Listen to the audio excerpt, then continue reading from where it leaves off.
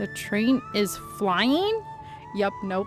Your girl will just take being a human and lose all the memories. I wouldn't even care if I lost the memories of the family we currently have. I'm not going.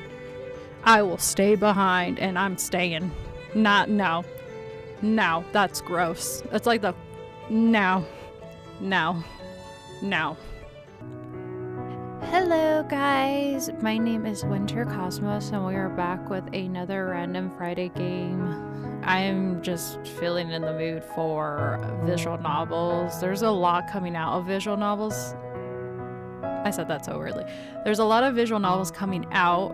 I don't know if this year or when, but the demos are out and about and I'm interested in what they are.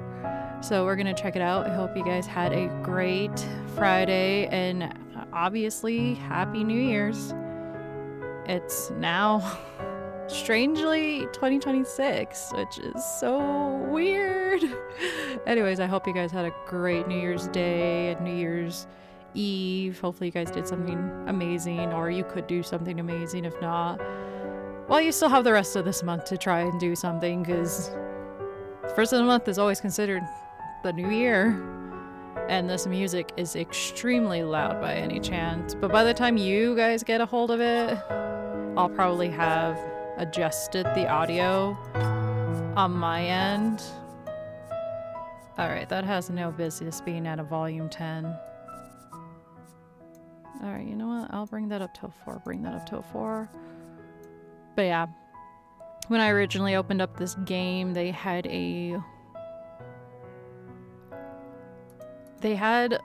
an opening that I didn't realize was playing until I put my headset on, and your girl has a headache from the blaring music that I got so overwhelmed that I had to close out the game and then reopen it so I can get that intro and then the intro to this video. But I still definitely have that headache. So let's go ahead and get started. Ooh, we get to choose our name, and the main character is not that bad. I don't know. I'll just go with my name, because my name's perfect.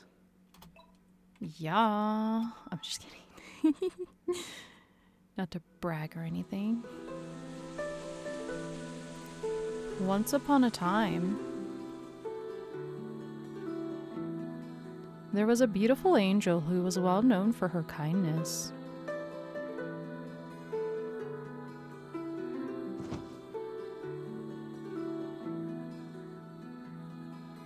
One day, she met a charming man from the demon world.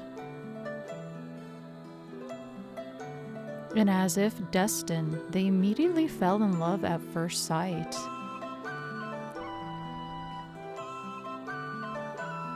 The background moving around is kind of giving me vertigo. And I'm trying to not focus, but like I'm kind of tilting, which isn't good. However, no one approved the relationship between an angel and a demon. Even so, their love remained strong. They decided to throw everything away and flee to the human world. Their lives were full of happiness, even more when they were blessed with a daughter.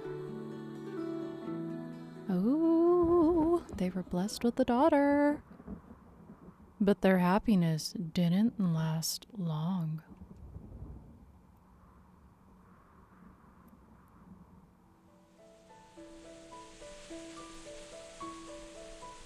They were split up by their respectable families.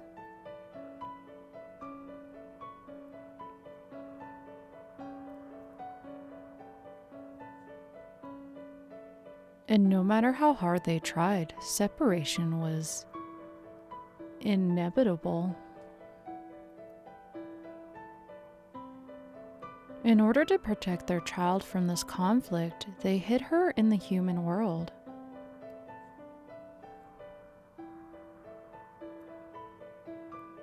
In order to protect their child from this conflict, they hid her in the human world.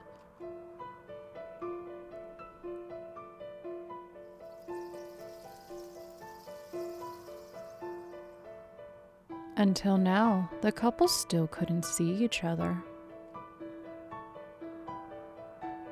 And while holding back their longing, all they could do was pray, wishing that their daughter grew up well. Jeez, kind of wild to just tear a family apart like that. The families must have been royally pissed to just, yank them apart and just decide they were going to return them. That's got to be some, hardcore tradition. Hearing the story's end, the little girl frowned. Her eyes started to glisten.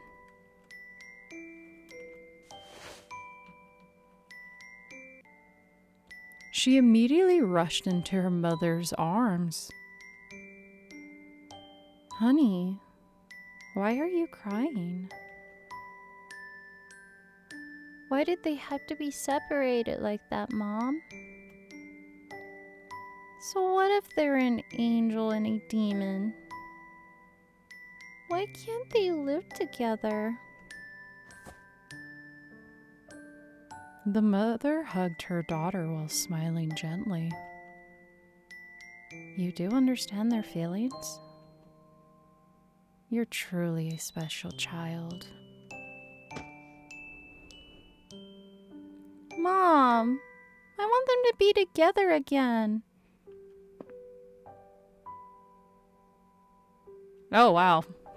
I'm assuming these are the two.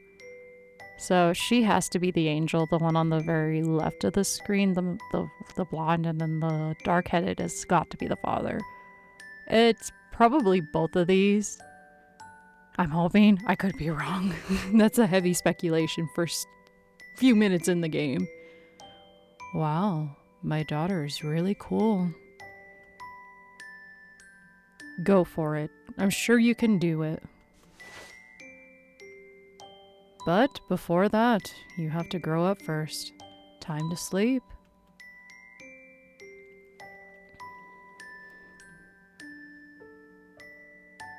The child's eyelids got heavy in no time.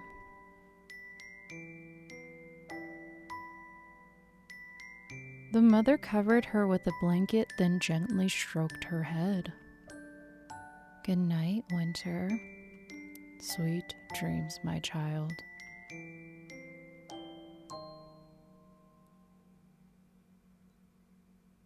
Or is this where... Okay, wow. Angelus and Daemon? I think that's how you say it. I don't know. They probably were pulled during that time, I would imagine. So, they got a chance to interact with the daughter, and then immediately after that story was told, maybe they got pulled away or something along those lines. I don't know. Just speculation. 15 years later.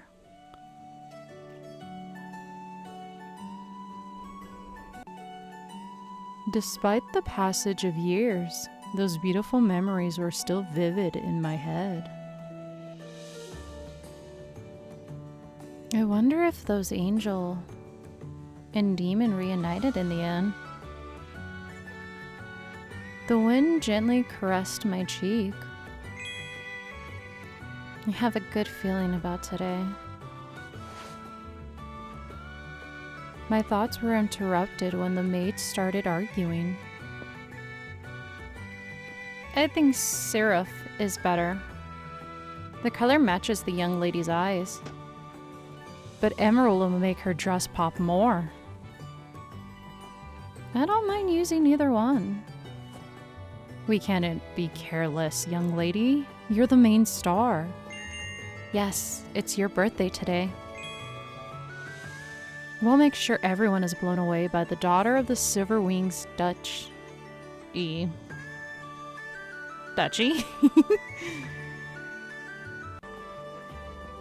Yes, I had finally come of age. Since this morning, everyone had been preparing for my birthday party enthusiastically. They're even more excited than I am.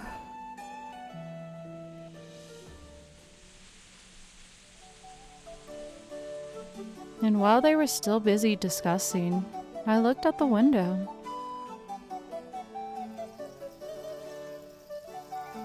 Suddenly, the breeze around me turned yellow. A yellow breeze? Who is so happy that the breeze turns yellow? And at that moment, some of the maids glanced at the open door. Looks like someone is hiding behind the door.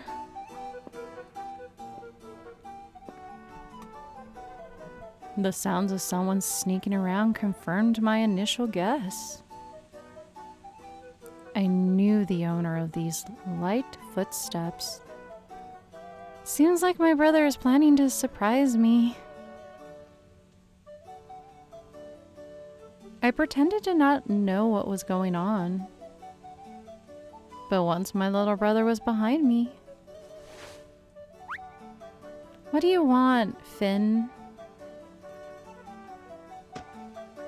Ah! I immediately turned around and hugged my cute brother. Let me go, sis. It's embarrassing. The maids are staring. Aw, he's so cute. Ooh, we got choices.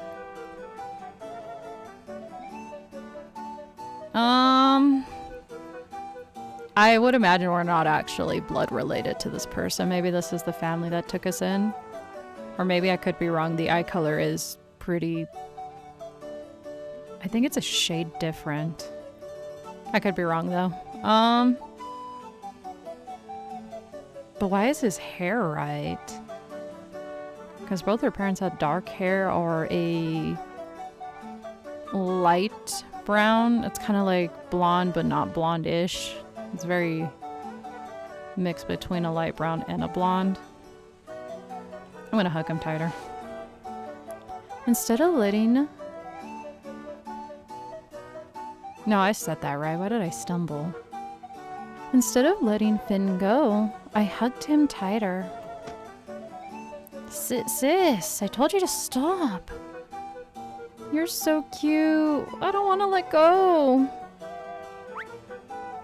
Even though Flynn was still embarrassed, he let me hug him until I was satisfied. Finn pouted at me. Your ability to see the color of the breeze is cheating. It's hard to surprise you. Don't pout. I'm happy that you're here. Finn was right. I could see other people's emotions by the color of the breeze. I'm wondering if that's the mom's gift to her, so she might have a combination of like a mixed abilities, probably. We'll see as the story unfolds, which, by the way, I do not know how long this demo's gonna be. Every emotion has a different color. Usually yellow represents happiness. By the way, happy birthday, sis. Finn hesitated a bit before taking out something. Here's a gift, but it's okay if you don't want it. It was a small jewelry box. Ooh, are we gonna get to see? Oh! What? Oh, my nose. My nose wants to sneeze. No! Inside, there was a golden ring adorned with an emerald. When I considered how hard Finn worked to prepare the gift, my heart felt warm. Thank you, Finn. I really like it. Really? I'm glad. Finn then tiptoed and whispered in my ear. I have the same ring too, you know. Finn took out another ring with the same design. We match! My heart stopped for a moment when I saw his smile. Why is my brother so cute? I patted his head gently. Please stop it. I'm not a kid anymore. Okay, okay. I don't know. By society standards, you're pretty much a kid. After chatting for a while, Finn said goodbye and left. The maids continued putting on my makeup. Darn, I don't remember who was at the beginning of that.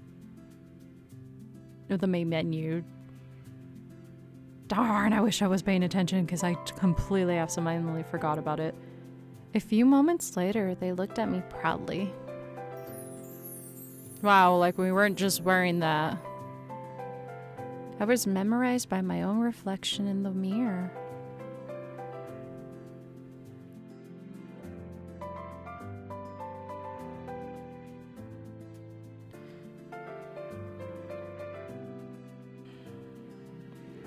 The purple dress looked so graceful, with floral accessories. Meanwhile, the jewels gave the dress the aura of a noble.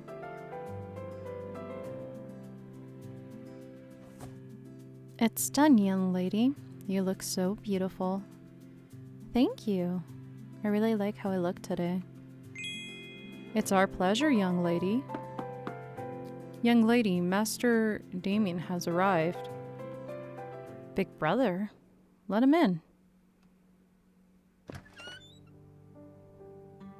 Oh, they have the same color eyes. But he actually has... Are they actually related? I'm so confused. A handsome man with long hair walked in and greeted me with a gentle smile. Winter, are you ready? Of course. How do I look, Daemon? He didn't answer right away. His eyes were locked on me. Why is he... Can we help you, sir? Oh, okay. Thanks for the blush and the ding. The ding kind of reminds me of this older... Ugh, gross. Now that I say that out loud, that's very gross.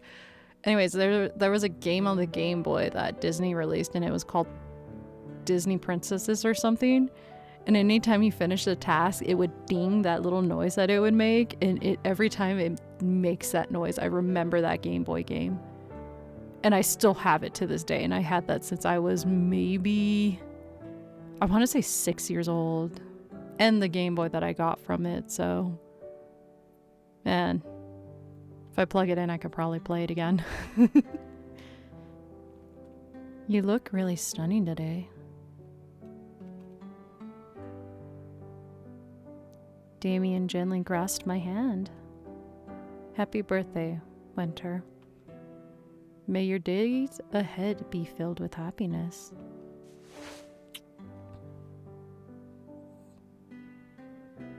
Oh, okay. I was like, what? Where's that smoochy noise coming from? He gave me a kiss.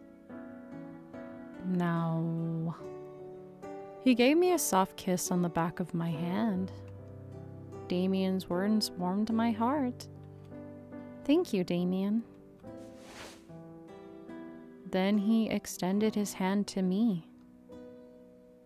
May I be your escort for today, Winter? Of course. No. No, I'm kidding. I have no idea what's going on in the setting. Oh, no, wait, that's a lie. So we're going to a birthday party, and it's her birthday party. And it sounds like a big party, like a ballroom party. While walking to the ballroom, Damien told me the small things that happened today. Damien, I'm grateful that I am part of the Silver Wings family. Silver Wings? Interesting. Even though we're not related by blood? I knew it. I nodded.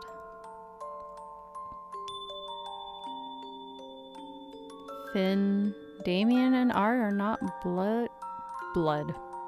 Where did blood come from? Finn, Damien, and I are not biological siblings. We are all adopted children of the Duke and Duchess of Silverwings. Yeah, I was gonna say, you guys have some vague eye coloration going on, like you guys happen to have similar eye color. So that kind of like puts it into tie. But the hair is way off. So I can see why they decided to adopt them in a way. Even so, the bond between us is stronger than those with blood relations. Okay, I'll give you that. Oh, my fingers are getting so cold. Without realizing it, we arrived in front of the ballroom. Winter, are you nervous? Nervous.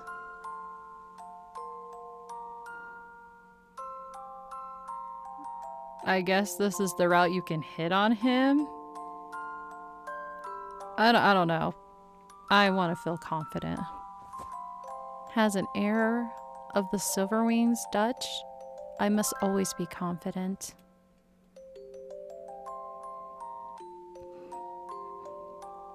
My dear little sister has really grown up, hasn't she?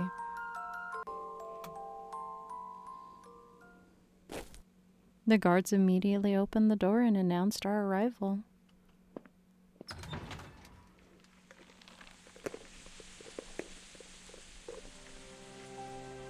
Oh, that feels good to replenish their throat with some liquid. Lord Winter Silverwings and Lord Damien Silverwings have arrived. As soon as I entered, I saw dozens of nobles. All of them were ready to greet me. All eyes were on me.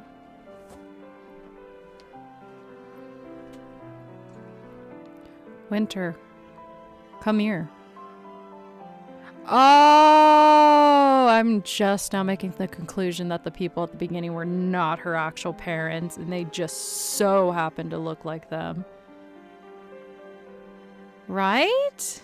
They look a little too dead on.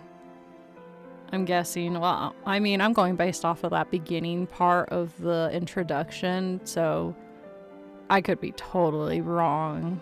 So I don't have total confirmation on who's her actual parents. They just happen to so look alike. Without hesitation, I went straight to my mom and dad who were waiting for me. You are so beautiful today, honey. Happy birthday, Winter. Mom hugged me tightly. I never thought this day would come. My daughter has suddenly grown up. Happy birthday, child. Thank you, Dad, Mom.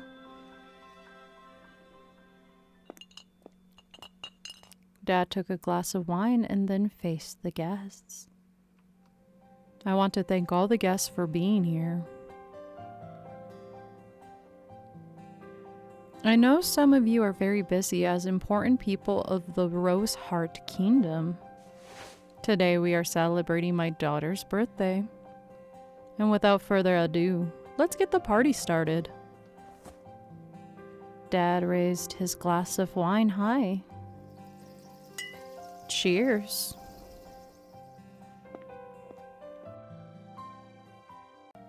Congratulations, Duke Arwen. Thank you for attending the party. Congratulations on your daughter's birthday, Duchess Helena. Congratulations on your daughter's birthday, Duchess Helena. It's been a while since we last met.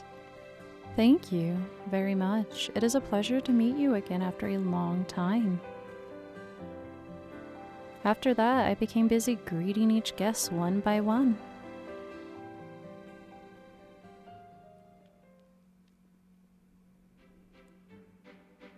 The party reached its climax. A waltz began to play.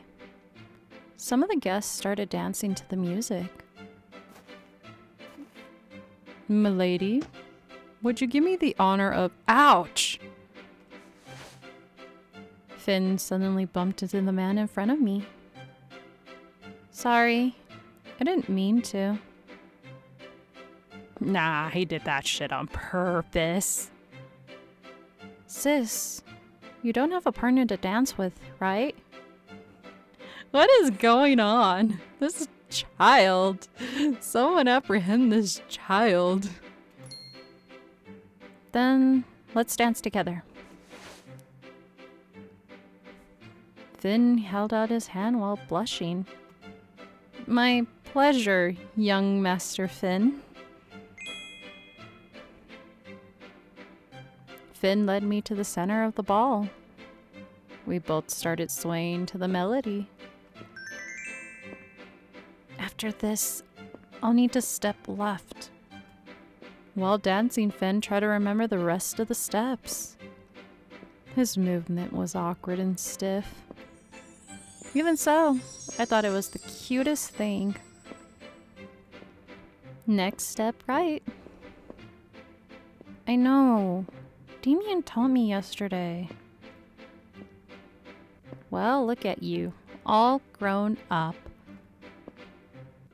I've told you so since before. After the song concluded, it was Damien's turn.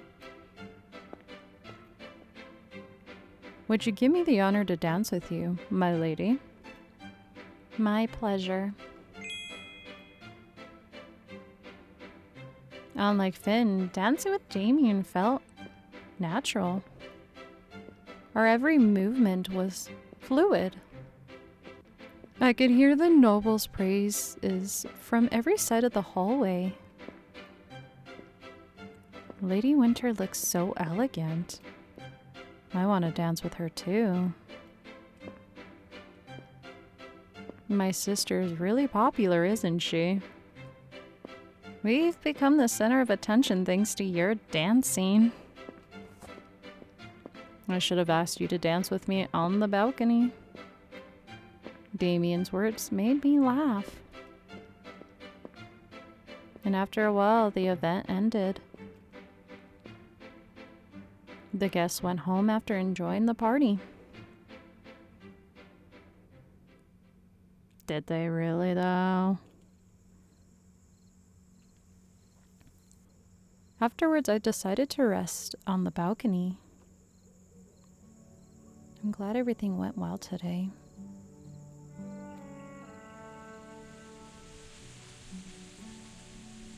The night sky looks so beautiful tonight.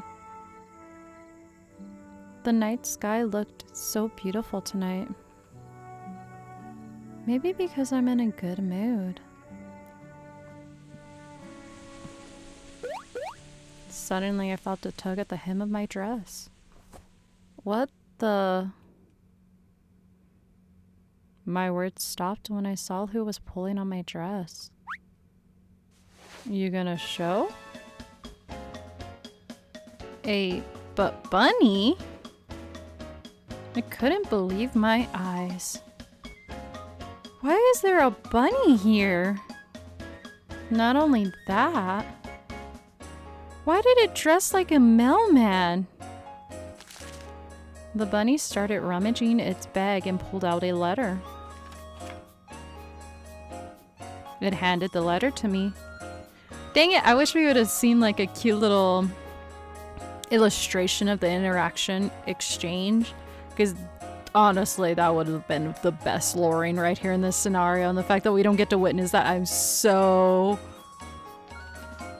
sad, I guess. I don't know. It's a missed opportunity is all I'm saying. Is the letter for me?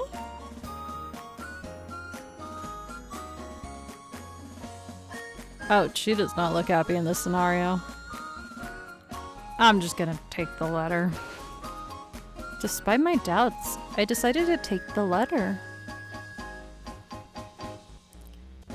My mind still couldn't process what was happening. Little bunny, what is this? Oh, bye-bye. He left. Huh? It's gone? I looked everywhere trying to find the bunny, but it was nowhere to be found. That's weird. Where did it go? I stared at the envelope in my hand. I then stared at the envelope in my hand. Oh my gosh. To Winter Silver Rings. My name was written on the bottom right corner of the envelope. Out of curiosity, I opened the letter. That's a summoning signal of some sort. An invitation to Celestia Academy? We sincerely congratulate you on reaching adulthood. With this letter, we would like to invite you to study at our academy. Celestia Academy, a school of magic for all children of Angelus and Daemon. I guess that's how you say it? I didn't realize that's what the opening introduction was about. I thought those were two people's names. So it sounds like what they're saying is there's an angel department and then there's a demon department. I'm assuming. School of Magic. Once again, I was filled with confusion.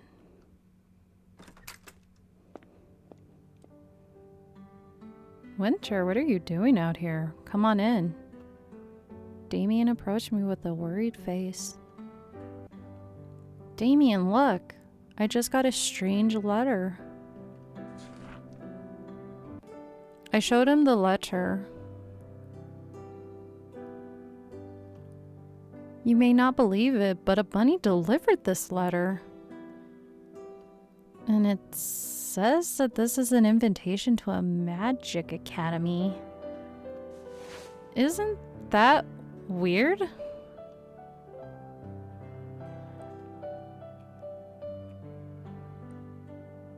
Honestly, bro's not said anything, so I'm just gonna go with this. Am I being pranked?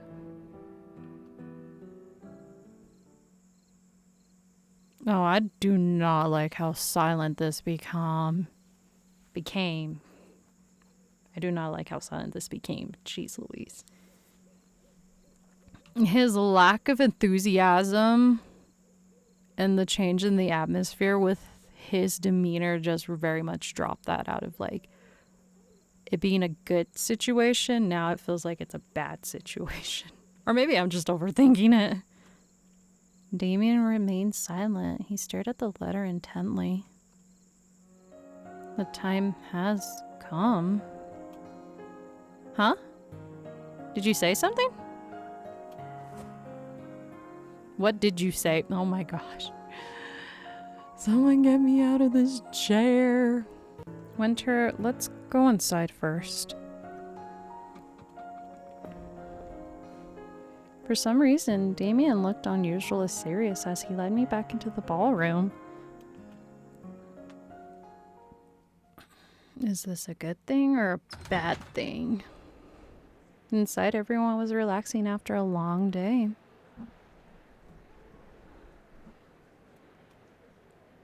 Dad, Mom, Finn, and the servants were chatting with each other. Mom, Dad, we need to talk. What's wrong? The Magic Academy invitation for winter has arrived. As soon as they heard Damien's words, everyone fell silent. The atmosphere turned serious. So the time has come. Why are you guys getting serious all of a sudden? I'm sure this letter is just a prank. Magic isn't real anyway.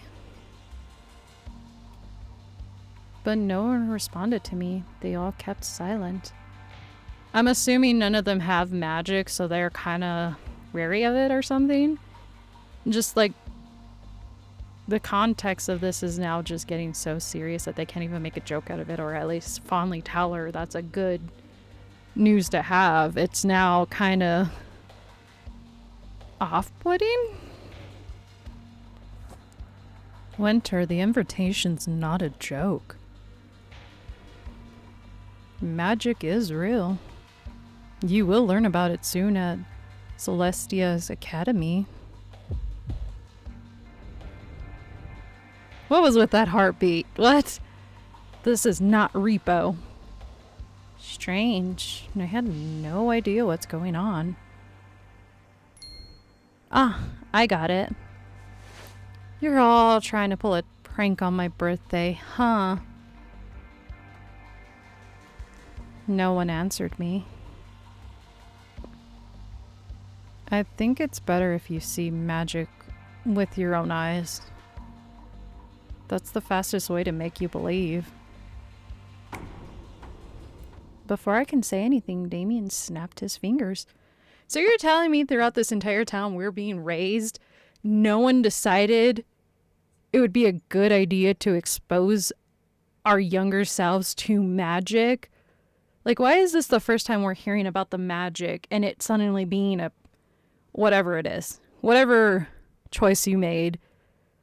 Why weren't we exposed beforehand, and why didn't we grow up knowing that this was going to be a path that we were going to have to take when we became of age? Like, I don't understand that concept. And now you're going to make me try to believe that magic is real by forcing me to experience it? That's just odd. I don't know. I don't know. I'll let the man speak.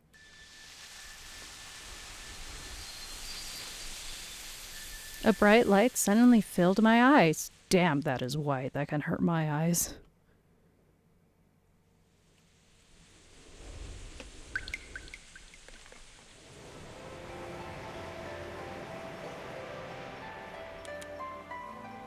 Okay, we're in a beautiful scenery, but what does that tell me?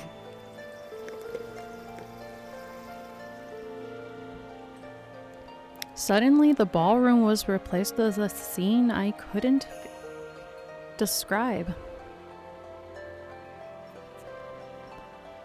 Suddenly, the ballroom was replaced with a scene I couldn't describe. This place seemed endless.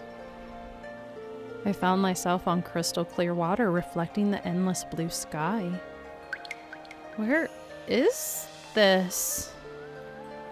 Is this magic? Sis, please trust us. I don't understand. What was the point of keeping her away from magic and everyone else, even the younger brother, knows about it, but we're the ones excluded? Like, I find that hard to believe that that's the scenario we're going with right now. Like, what? What is this? Is magic actually real? Everything happened so suddenly. My knees felt weak from the shock. I lost my balance. Winter. Fortunately, Damien caught me in time. Sorry, I know you must be shocked by all this, but it's about time you learned about the truth. Bro, whose idea was it just to leave me in the dark? No, the only thing I'm going to accept as a response to all this is they tell me the reason why they kept me out is because I'm a hybrid of two races. If I don't get something related to that response, I don't know what I'm going to do, but I'm going to be a little off-put some more. Damien's serious expression woke me up from my confusion. It was all real. I took a deep breath as I tried to accept this new reality. Oh, right. I trust you. I mean, wouldn't we be able... I feel like if we grew up in this family, we just had a birthday, or we're having the birthday still, and the party just concluded, wouldn't we believe them a lot faster than that? Like, I feel like the moment they said, oh, magic is real, like, well, bam, instant belief. But... What? What? Everyone was relieved to hear me. But why did I get an invitation to a magic academy? I can't use magic at all. Mom, who had been silent for a long time, approached me. Honey, do you remember your favorite fairy tale? About the forbidden love between an angel and a demon? I nodded hesitantly. I remember, but what does it have to do with all of this?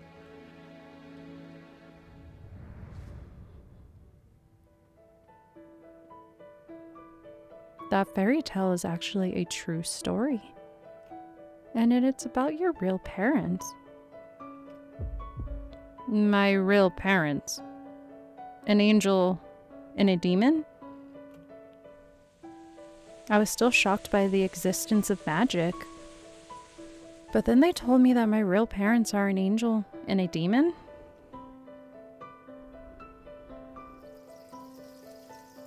Do angels and demons really exist?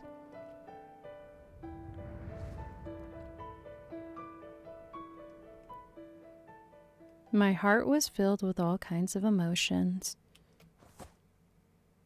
All of this is real. You can see it with your own eyes. Are you gonna flash me back into— What the hell? What? So she really is the angel. Wait, no, hold on. We'll hold the suspicions. Because I need to confirm if the dad is the demon. So that's all that matters. Like, if that is truly what it is, then I don't understand. That doesn't make any sense. Again, another shocking scene unfolded before my eyes. I knew it! We got our answers. But why does the youngest son have white hair? I don't really get that. I'm just gonna leave it up to random genetics in this scenario. It's aesthetic. I don't know. Everyone transformed into a white and black winged figure. Okay, what about the brother and the younger brother? No, we're gonna ignore that? So wait, are we adopted or are we not adopted? Like what? Did you just put us through unnecessary emotional damage of adoption like that? What is this? What's going on? I took a step back. My instincts told me to run. Okay. I don't know about that. That's a bit dramatic. Especially if you have family that care about you. Why would your instinct to be to run when you trusted them this far? And now suddenly it's too much to bear. I don't know. But my legs couldn't move at all. Mom, Dad, they have wings? Some people had white wings like angels, while others had black wings like demons. They all kneeled before me. What? Congratulations on your coming of age, young lady. Mom and Dad approached me. As you can see, we're not actually human. Humans call us angel and demon. I fucked up, that's the mom's voice. Humans call us angel and demon. But our actual names are Angelus and Daemon. Angelus and Daemon? I almost thought this was all a dream. But after seeing magic, I was able to accept this new fact more easily. Why did you hide it all this time?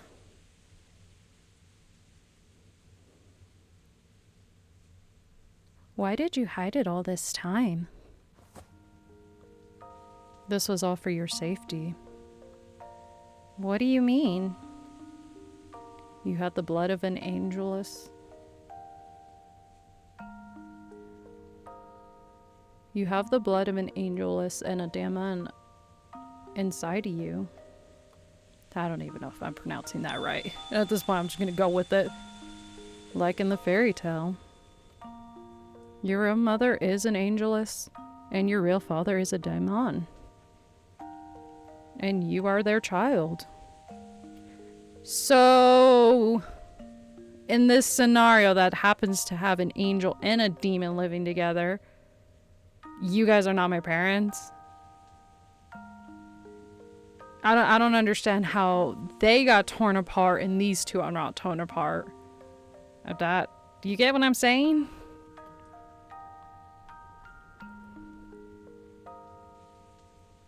Then when did they leave me with you? Dad nodded. I was sent by your father. And I was sent by your mother. We were asked to take care of you until you became an adult. And since you received an invitation from the Magic Academy, our task has ended. Now we have to go back to our respectable realms. Then where are my real parents? I don't know. Those seem kind of harsh. I mean, we know why they didn't look for her. I wonder if they're alright. Are they alright? Mom fell silent at my question. It's not that they don't want to see you, but they cannot.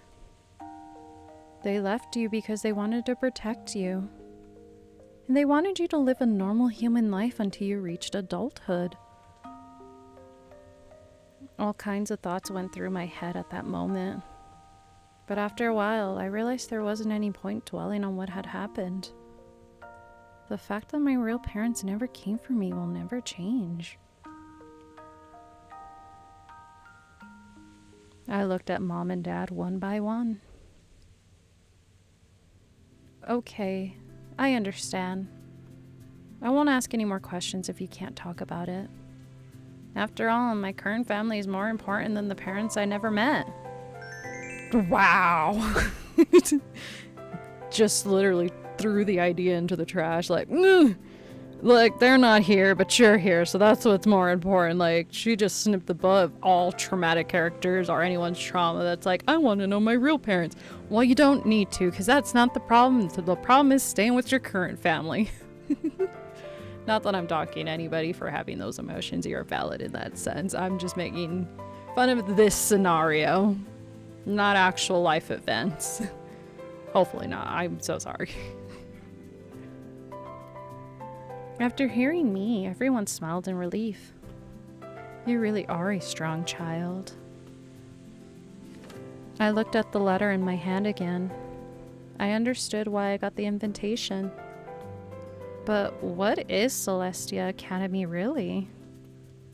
Mom and Dad turned to Daemon.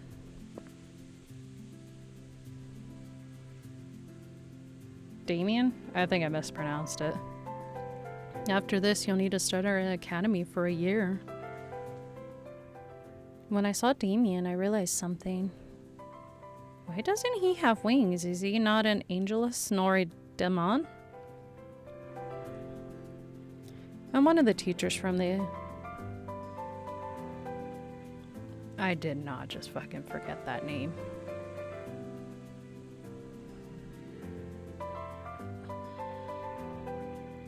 Celestia. Okay, there we go. I am one of the teachers from Celestia Academy. My job is to guide you in Angelus Daemon Half-Blood. That was a long sentence. I want to make sure you live a normal life before entering the academy. I don't get it. Do I really need to go to this academy? So is he that much older than us? If he's a teacher, wouldn't that still label him as one class or the other? Like, there's no way they're just gonna have some human walk up in there and know magic right off the bat, right? Like, it's not some sorcery like Harry Potter or anything, or a witch or wizard school. This is legitimately what it sounds like it is, an angels and demon school. So then what category does this dude fall in?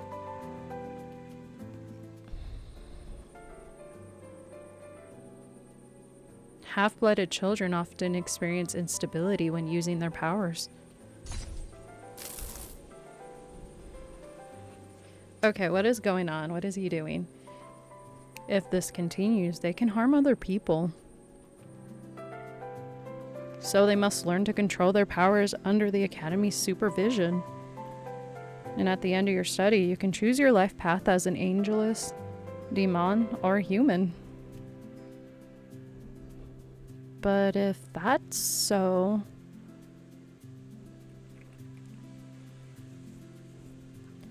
Oh, I wish we can just save. Ah! Sorry, I keep fidgeting because my dog's behind me and I want to push my chair back to kind of get comfortable, but I don't want to move her. Oh, she moved. So now I can move my chair. I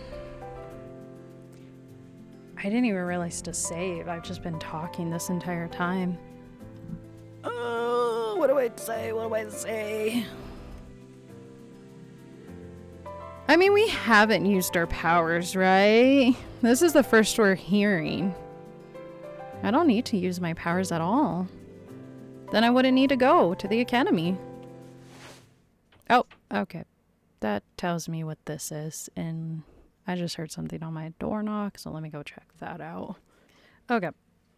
My dog wanted to get some water. No. So I'm guessing that these two individuals, the siblings, like the younger brother and the older brother, are maybe like from similar backgrounds. So it's not like they were actually adopted with me. It's more on the fact that they were there for decoration purposes, in a sense, to make it feel like we were pretend happy family, which she was probably happy, not that I'm making fun of it. But it was all for show to keep her at least feeling like she was relatively in a normal situation until the exposure of the secret came out. And now I'm feeling like now she knows that this isn't exactly an actual family. So they're not real siblings in a sense. It's more for the idea, I feel like. Finn, who had been silent for a while, finally spoke. I just realized that he had little wings and sheep horns. If any half-blood refuses to enter the Academy, their memory will be erased. Wait, what? Their memory will be erased? Of what? What are you erasing? Like, I don't have anything that has to do with being magic, being related. Well, I mean, now we know that we're related. Or we came from like two different entities, but what are they erasing that could be worth erasing? Yeah, I don't really understand what they're going to be erasing, and that's the crazy part. You'll just become a normal human. I feel like that's the goal of the main character. I mean, she already kind of grew up feeling like a human. They would only be helping her further her case. If your memory is erased, all your memory with Mom, Dad, Damien, and me, all will be lost. I was taken aback by Finn's words. I then looked at Damien for confirmation. Damien nodded. I want you to learn about Angelus and Daemon first before making your decision. Please think it over carefully. I hope you won't make any hesitant decisions. Besides, if you manage to become the best graduate at the Academy, they will grant you one wish. Ah, jeez Louise, it's the one wish to meet our parents. Celestial Academy is prestigious. It was founded by influential people from the respectable realms of Angelus, Daemon, and Human. Oh, now the human part is a part of it? What? So I'm guessing he's human then. He's actually the only real human in this scenario. Not a pretend to be human. But they're only really focused on the human, or the two individuals, like the two specimens of like the angels and demons. So now it's adding the human. So they can grant almost any request.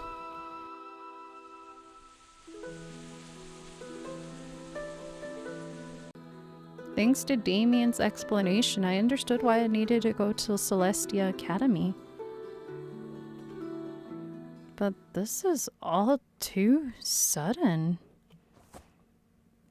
Am I going there alone? When Damien heard me, he patted my head. Don't forget that your brother is a teacher in the academy. I'll be coming with you. Damien smiles smooth in my heart. So, have you come to a decision? Will you come with me to Celestia Academy?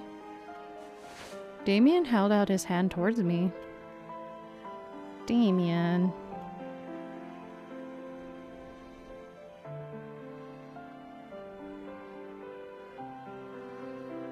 I guess for the sake of the storyline, I'll go with the first one. Yeah, I think I'll go with the first one.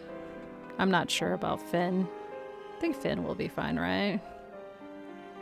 Yeah, he can take care of himself. He's of age.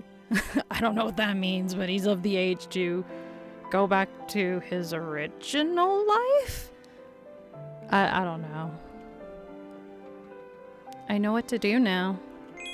Damien, I'm going to Celestial Academy. Everyone smiled hearing my decision. And after discussing with Damien, we agreed to leave tomorrow. Somehow I feel relieved after making my decision. Then we talked about a couple of other things.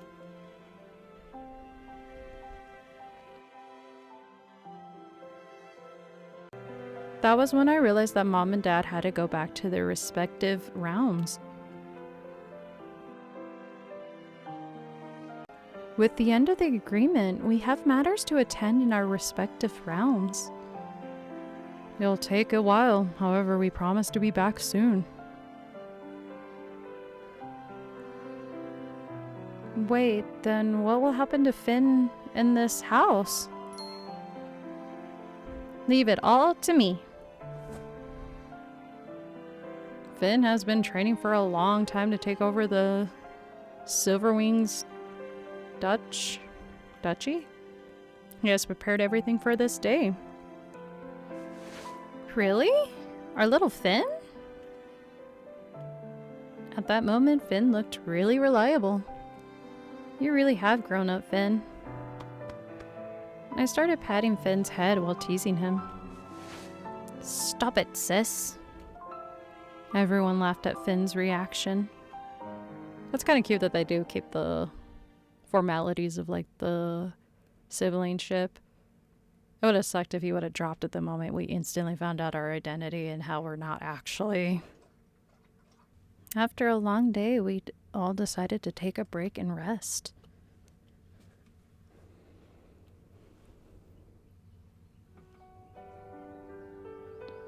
As if expecting my departure, the sky was a clear blue. In front of the mansion, Mom, Dad, Finn, and all the servants were ready to see me off. I hope you get to know Angelus and Daemon better. Oops, I didn't realize it was the mom speaking.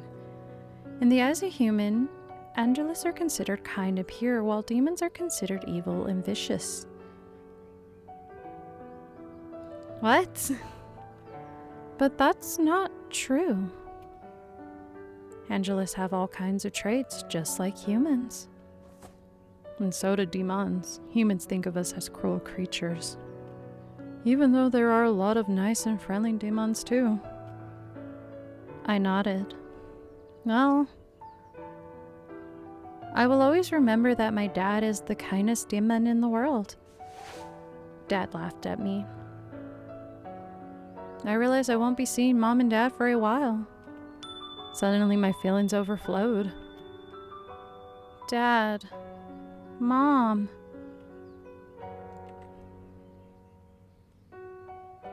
Screw it, we're gonna hug him. I would cry. I immediately hugged them both tightly. Although surprised, they hugged me back.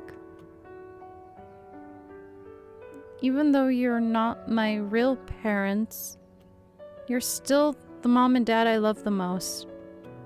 For me, these beautiful memories with you aren't mere lies. Dad and Mom smiled gently at my words. Stay safe over there. It's kind of crazy how they're standing so intimately close for being not, I would imagine, not actually romantically involved, but they're standing as if they are. So that's an interesting perspective, or I guess insight that I picked up. But yeah. Sis. Finn, who had been silent since before, approached me with a sad face.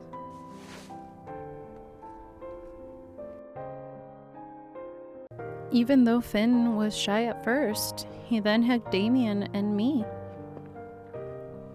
Winter and Damien, don't get too lonely when I'm not around. Damien and I hugged Finn back. We will definitely miss you a lot. Right, Damien? Of course. Finn smiled slyly at the both of us. Remember this. Whatever life path you choose when you graduate, you will still be part of the Silver Wings Duchy? I keep dropping the Y, so I'm just gonna keep doing that going forward now. There's always a place to come home for you. My chest immediately felt warm. No matter what happens, my family will still be there for me. Again, I was truly grateful to be a part of the Silver Wings Duchy.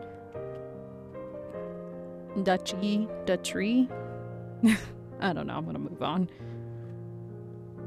Damien, take good care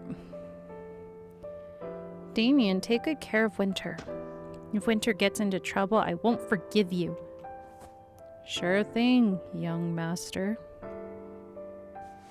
Finn then grabbed my hand. He took out the matching ring that he gave me yesterday. Sis, this ring is actually a magical device. Oh, okay. Magical device? Finn nodded. If you press the gem, we can communicate with each other.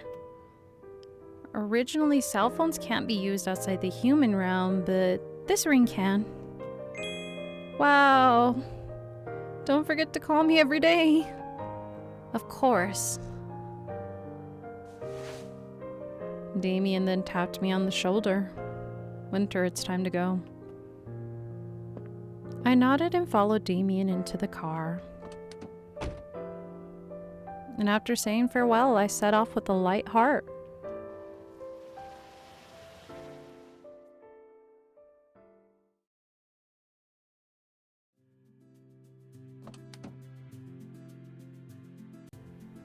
After an hour's drive, we get off at the outskirts of the town.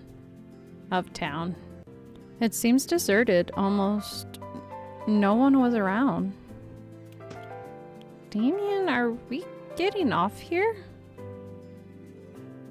Damien, why are we getting off here?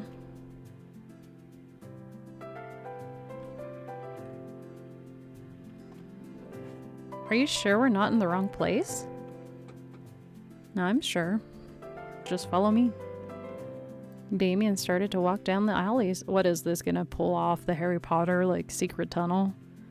Or I don't remember what it's called because I never really got into the series. It's just something that I saw happen.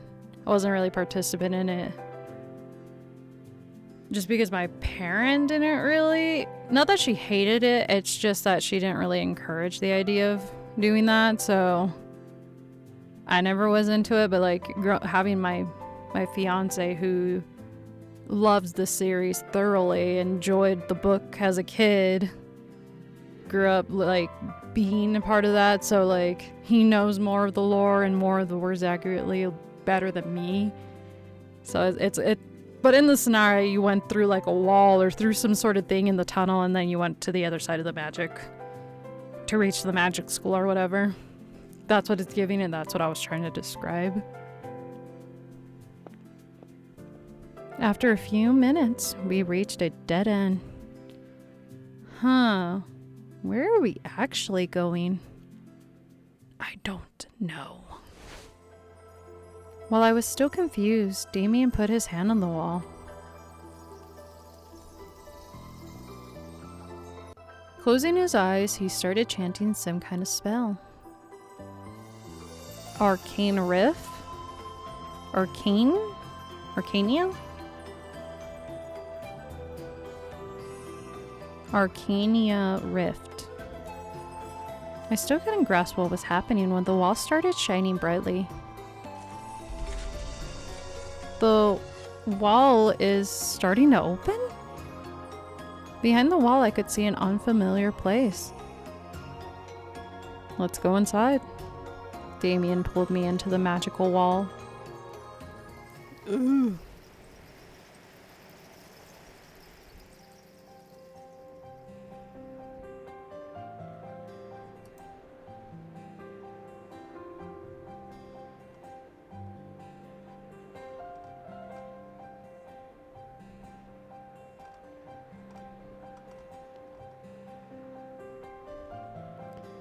Inside, I was greeted by a magnificent.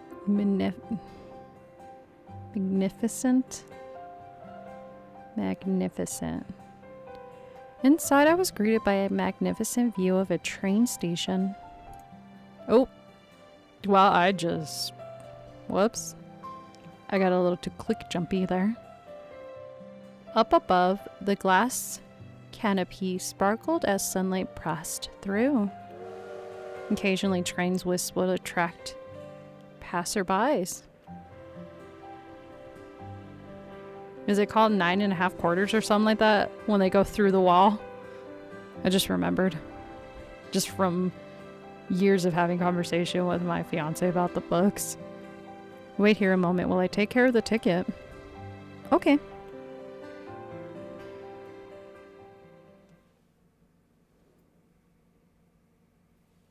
While waiting for Damien, I sit on one of the benches. Suddenly, not the suddenly. Whoa. That's a very dark color. That's gotta be ominous. The breeze around me abruptly changed color.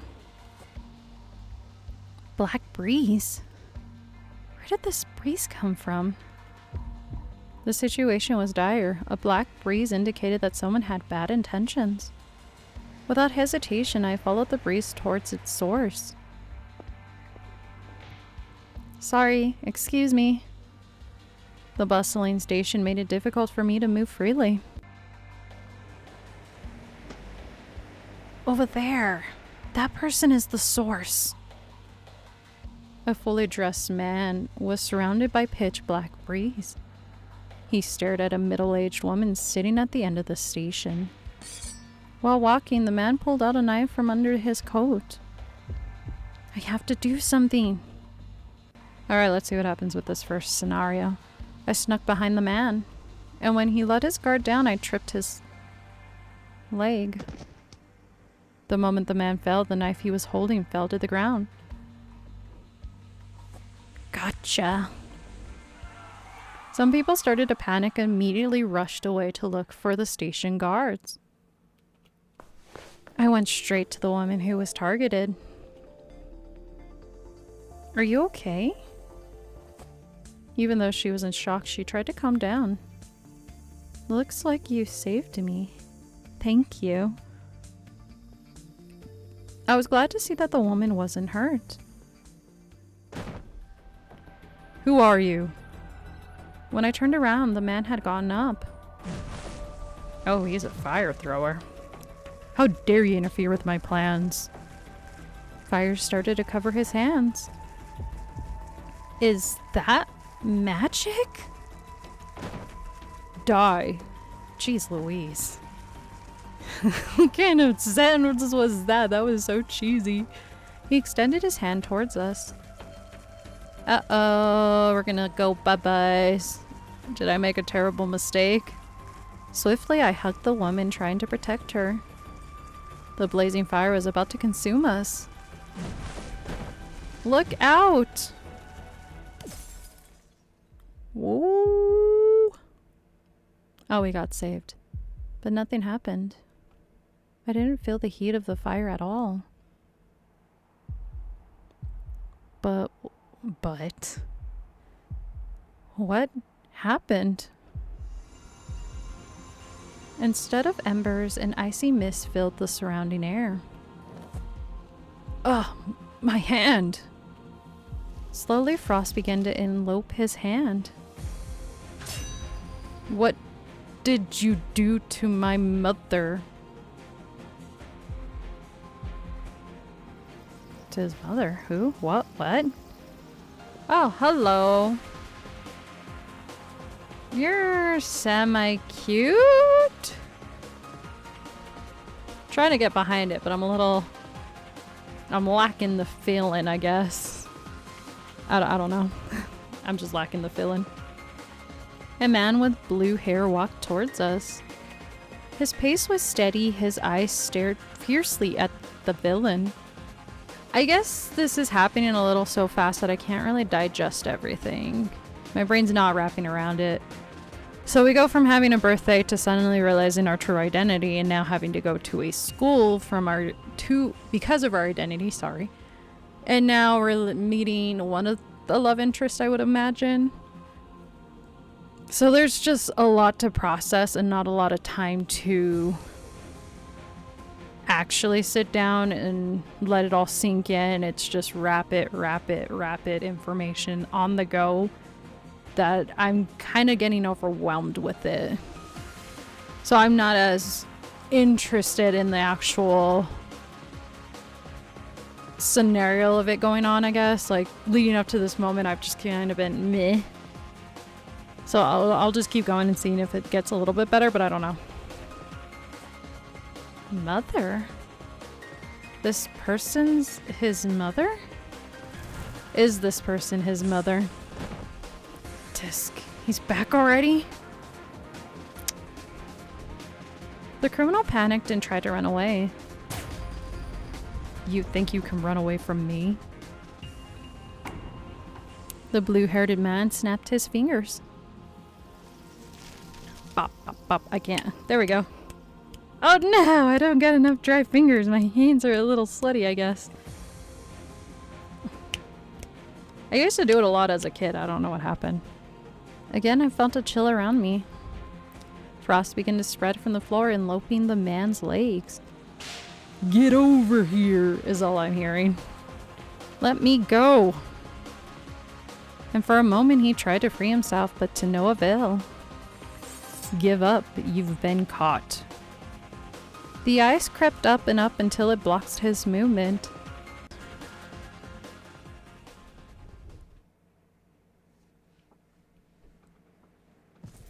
A few moments later, a station attendant came to apprehend the assailant.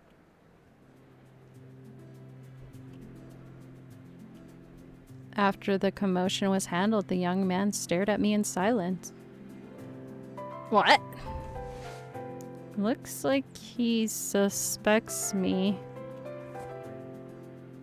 Ash, don't stare at people like that, especially to a girl. She's the one who saved me. Hearing his mother, the man's gaze immediately softened. Excuse my earlier behavior. Thank you for saving my mother. My name is Ash. Ash Winterlight. That's ironic he has my name in his last name. You think it's a foreshadowing, y'all? You think he's the one? I don't know. That last name's kind of giving me. We can literally be calling ourselves Winterlight. How badass would that be? It's not gonna be badass at all. It's just gonna be that weird like fucking scenario in Dispatch. We're called Robert Robertson. Like now we're Winterlight. The irony in that. I did not plan this either. I didn't even know they were gonna have something called that. I am Anastasia Winterlight. Greetings, my name is Winter Silverwings. These names are pretty basic, I guess? Now that I think of it. Because when you hear Winterlight, you're kind of thinking, obviously, winter and then light, so kind of like a snowflake in a sense. And the scenario we were getting is just a bunch of icicle situations and snowflakes, so it's kind of like winter, but then it's like that weird, like, how do I describe it? The chrysalis of the winter, so like the frozen ice cubes and stuff. If you leave something out, it becomes like an ice cube. Or, yeah, something like that.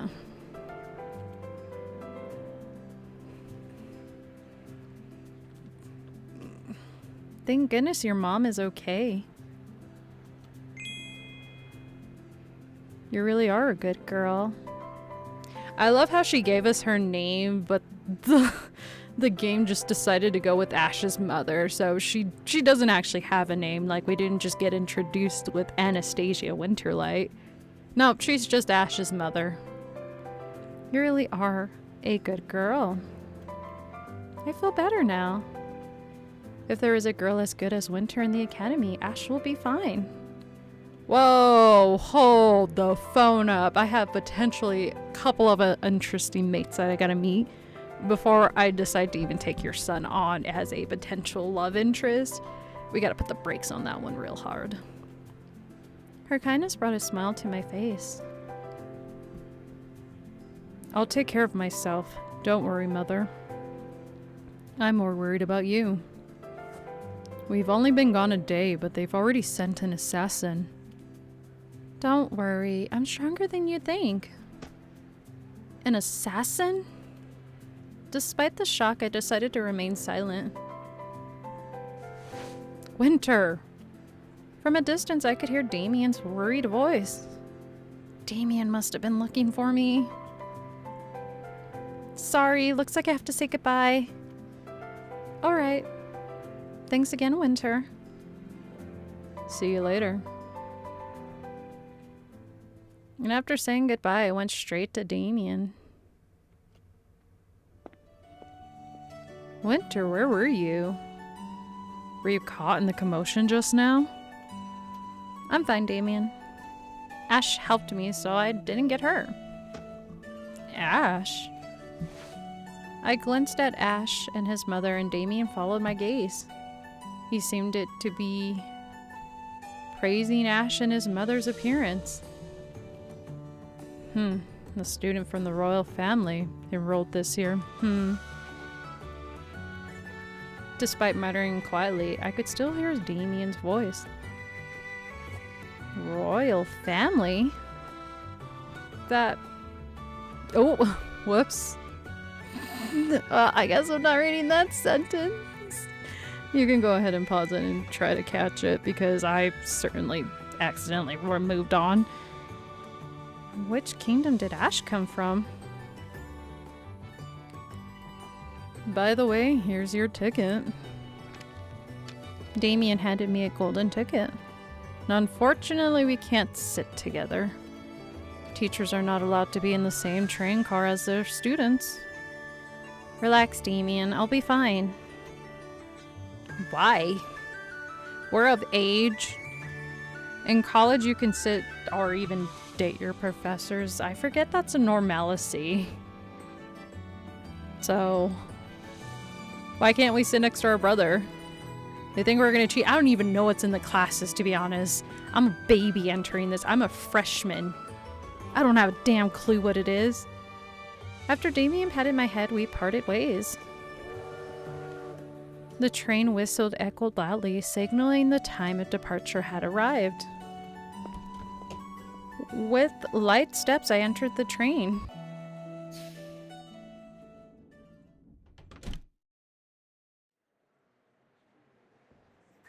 Inside, everyone was already busy looking for seats. Were they? Were they? Are they? Oh, my throat is so parched from reading this. Inside, everyone was already busy looking for seats. I think I already read that. I also began looking for an empty compartment.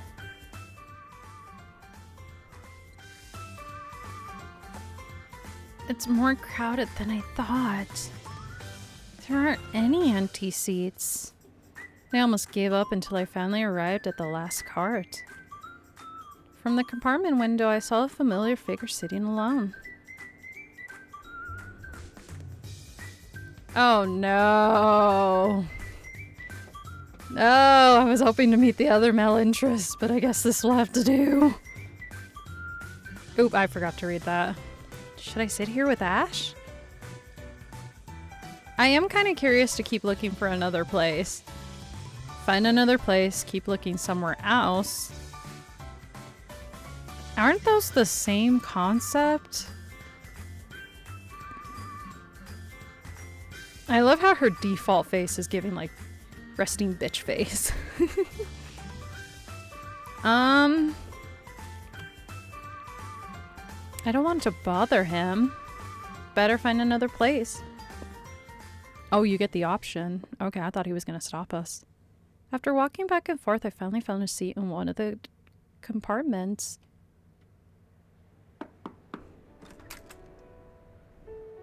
Excuse me, may I sit here? The girls were busy chatting and suddenly stopped when they saw me. They stared at each other for a moment. Sure. In a nonchalant tone, the girl replied casually. Okay. The atmosphere became awkward. The train is about to leave. No time to look somewhere else. I decided to sit at the end by the window. What? They weren't sitting next to the window? That would be my seat in a heartbeat. The station bell rang, signaling the departure of the train. Instead of being nervous, I'd rather just enjoy the view. Darn, I was really hoping for another love interest with a hack. The train started moving slowly. But soon, something was strange.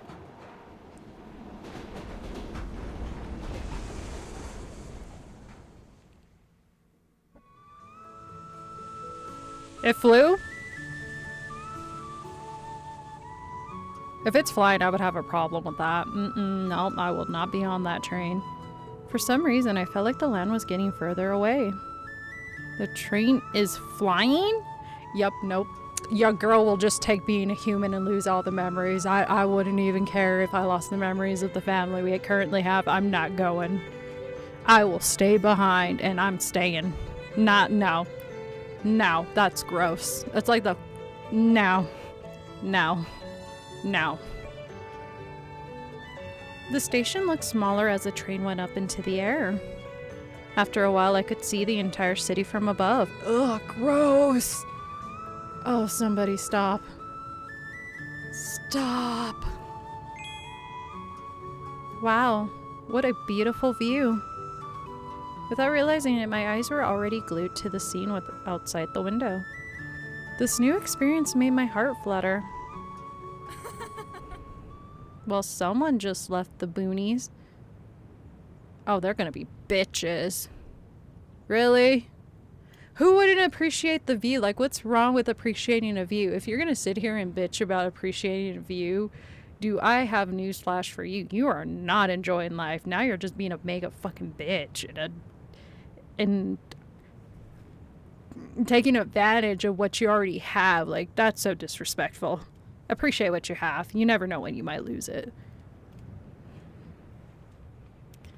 That one sentence immediately shut me up. I felt embarrassed. Are you that excited from riding a train? What's wrong with riding a train? How embarrassing. Ooh, let me at them. Just gonna beat them to a bloody pulp. Why are you talking shit? Why are you talking smack? You want to get some smacked into your face? I should just stay quiet. No! Oh my gosh, no. No! We beat them up, and then we stay quiet. If you want to start something, we gotta finish that something. Ooh. I swear if we run into them, I'm beating them. Beating them. I don't know how long it had been since we left. Time seemed to be moving slowly. Like, why would they bully us just for enjoying something?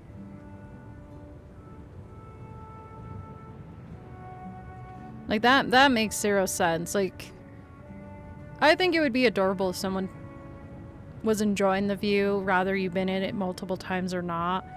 To me, that just shows me as an individual you do enjoy the tinier little things in life rather than the bigger arching aspect of things. So that just seems unnecessary. And bullying, really? It's 2026. Why do we need bullying? Like, seriously. Sorry, my dog is down here. She just woke up and she needs to go outside and I'm over here ranting. So let me let her out. Attention all passengers. We will soon arrive at Celestia's Academy. Please return to your seats. The conductor's announcement made me curious. I peeked out the window to see the academy in question. Where is the academy? As far as the eye could see, I only saw a stretch of blue sky. We should have just fucking sat with the prince. At least that conversation would have been nice. Well, no, I don't know if it would have been nicer, but it would be better than what we were dealing with now. In the distance, I could see a bunch of clouds moving apart. Behind the clouds, a giant floating gate appeared. Ew, I would not be going to this school. A gate? The gate slowly opened as the train approached it. My heart beat faster in anticipation. What could be beyond that magnificent gate?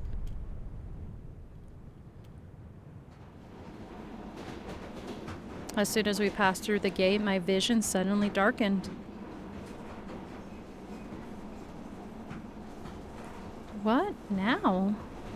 Everything seemed to be spiraling. My head hurted. Ooh, my eyes. Jeez Louise, warn a person if you're gonna do dark from light. Ow, that hurt my eyes. Fortunately, not long after, my vision returned to normal. We were already on the other side of the gate. At first, I just saw the same sky, nothing strange. However, the window panel beside me started to shake. What is happening?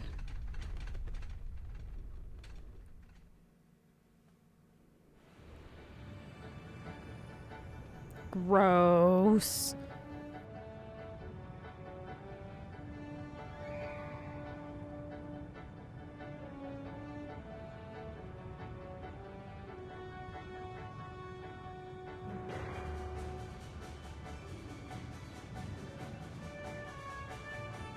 A blinding light suddenly penetrated the gap in the clouds.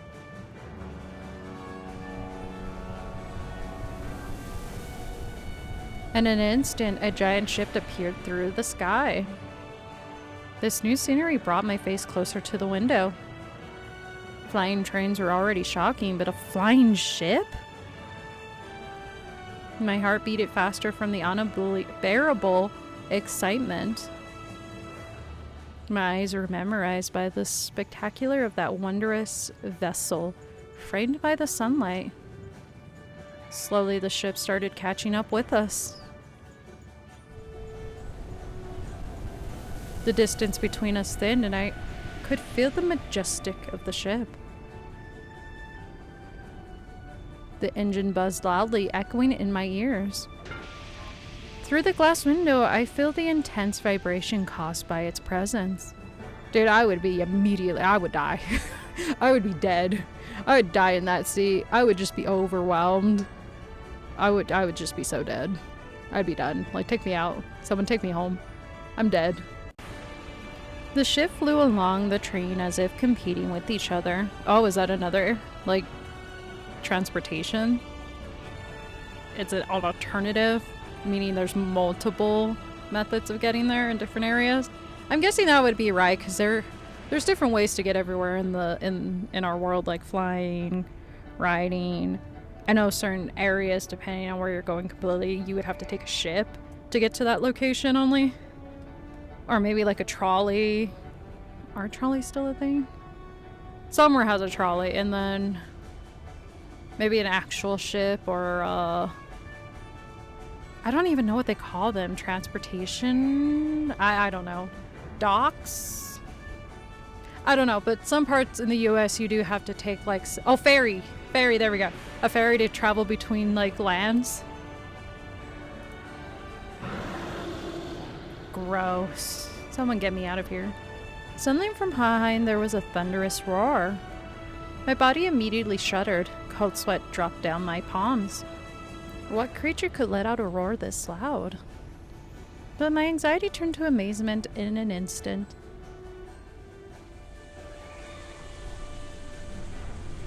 What the?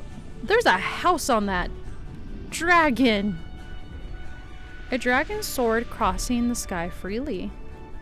A dragon! So dragons were real all along? Once again, my mouth was wide open. Every time it flopped its wings, the clouds moved away as if to make way. Its eyes seemed to look down on anything beneath,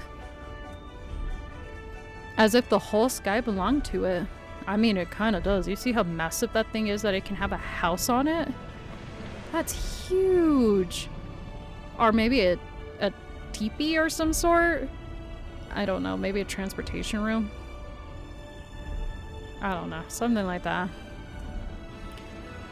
This phenomenal view got my adrenaline pumping. My blood was rushing. My eyes were glued to the window. I was afraid that if I closed my eyes for even just a second, I'd miss the amazing sights.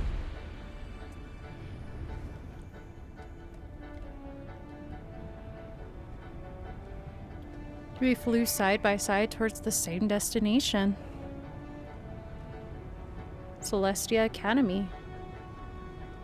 My emotions exploded. I couldn't contain my excitement. What new things will I meet later? What other events will surprise me? I couldn't wait. Ooh. Okay. Interesting.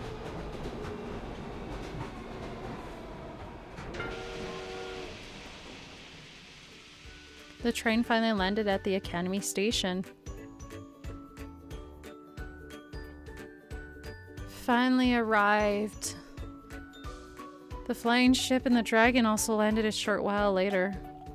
From inside the ship, many Angelus descended onto the station, while the demons looked excited as they jumped from the dragon. Oh, so, okay, I get it. That's how they travel. While waiting for Damien, I decided to sit on one of the benches.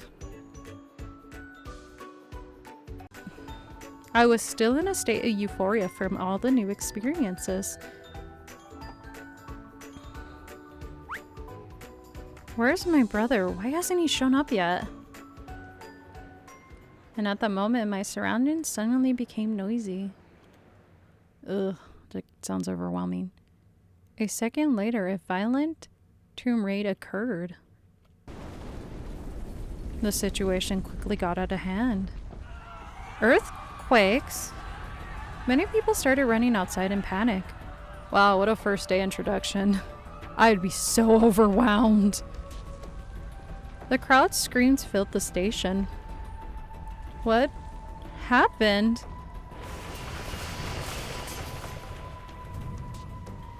Before I could confirm the situation, my vision blurred. Oh no, not another black cloud. There was a pitch black breeze blocking my view. I was out of breath. My body seemed to lose all energy. Who could give us such a strong bloodlust? Whoa. A dragon roar reverberated throughout the station. The floor shook again, together with the sound of crumbling buildings. Attention all visitors. Currently, a dragon from the Demon world is going berserk. Please evacuate immediately. If I stay, I'm going to die. I have to... Let it be. I like that option, I guess. Nah, I'm running. Unfortunately, my body wouldn't listen to me. The intense pressure from the black breeze made my knees weak. I could feel the ceiling above me starting to crumble. I tried my best to get up, but the black breeze numbed all my senses. Oh, we're not gonna make it.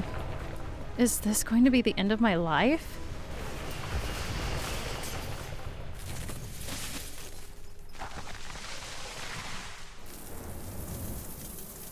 Oh, I guess we're getting all the introductions of the male leads. So that's scene 3. We've already met 1, so we have yet to meet the other 2. I prepared myself for the worst. But unexpectedly, nothing happened.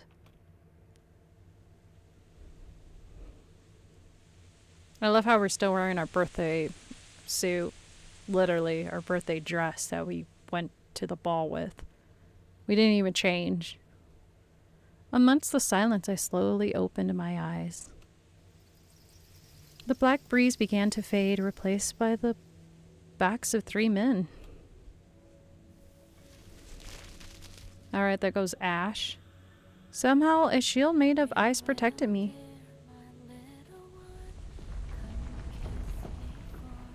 Beyond it, I saw the ruins of the building that almost fell on me.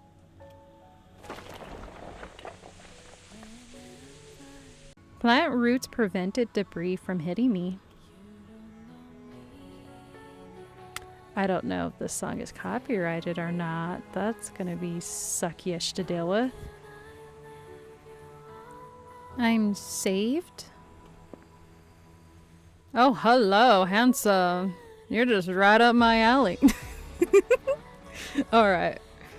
I may have spoken a little too early at the beginning. I almost just fucking slipped off the standing. My foot almost just like lost its footing. I don't know. Damn, he's dreamy. Okay, hold on. Hold on. We have yet to meet the 3rd one. Let's hold off. A red-headed demon turned towards me. There was an electrical spark around his hand. Damn! Literally. Why did you just stand there? Those debris almost buried you. Even though he was yelling, I could feel the worry in his voice. Hello, handsome number 2! I'm kind of liking your guys' concept designs, your character, and the funky clothes. Like, you're feeling a lot more out there compared to Ash. Like, I guess that's royalty for you. Royalty tends to have like somewhat of a boring aesthetic. I'm talking in this game, it might have a boring aesthetic for Ash. In this scenario, I'm just shit talking about Ash. I'm sorry, Ash. No hate, but low-key hate. And Angelus controlled the plant roots. He removed all the debris above me. Are you alright, child? Let's move away. It's too dangerous here.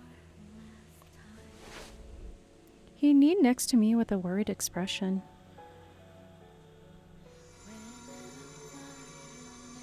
The ice shield around me slowly disappeared.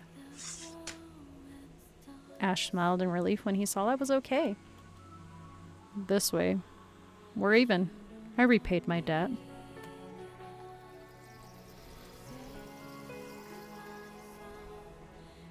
Alright, I'm already... Yep. You got me on the demon, you got me on the angel. I'm here for them. Not so much for the human. Ash, you can just see yourself out of this conversation. You know, out of this novel entirely, because...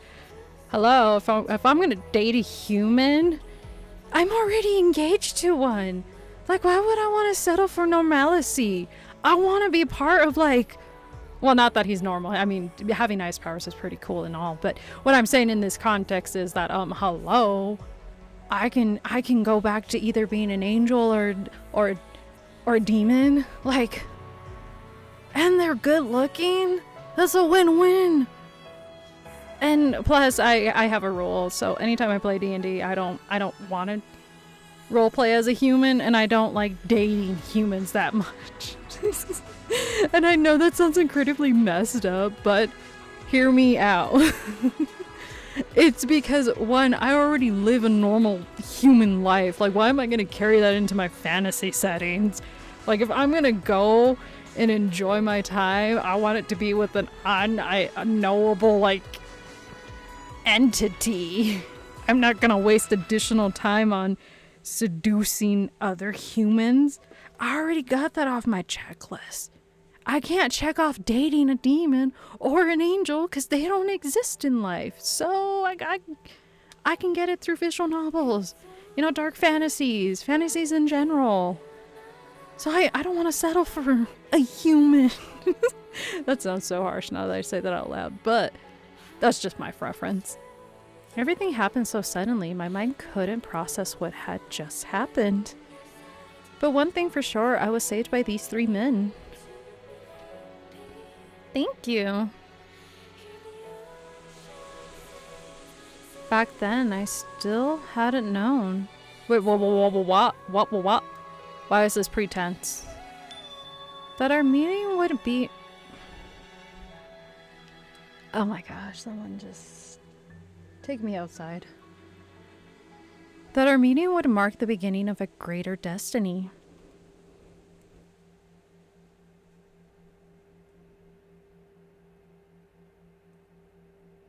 Oh! Chapter 1. Wait, there's more than one chapter? Oh no. I was under the impression that was the end. Oh no. Oh no. I'm gonna have to sit here and...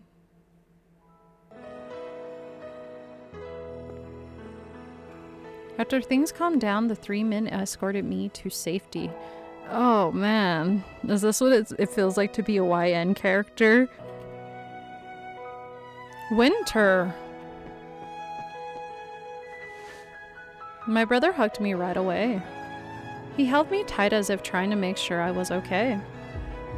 His hands are shaking. Thank gosh you're okay.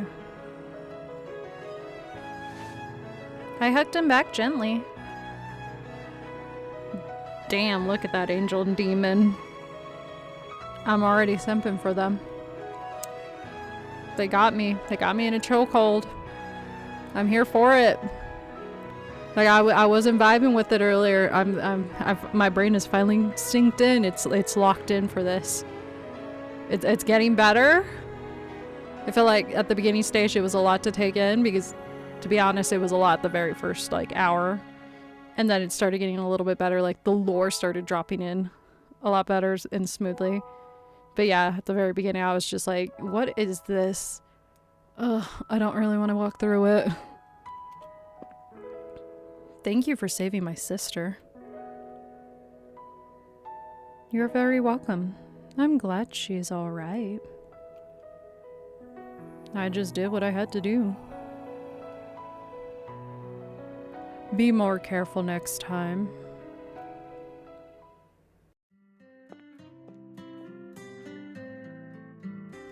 After chatting with Damien for a while, they then said goodbye.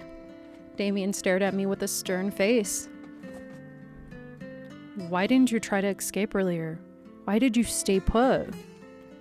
I shouted your name many times, but you didn't budge. First off, I did select to leave, sir, so I'm not gonna get scolded by you. But the game told me I couldn't move, so this is outside of my control, and I would appreciate you if you didn't, belligerent me. I'm sorry. What the fuck?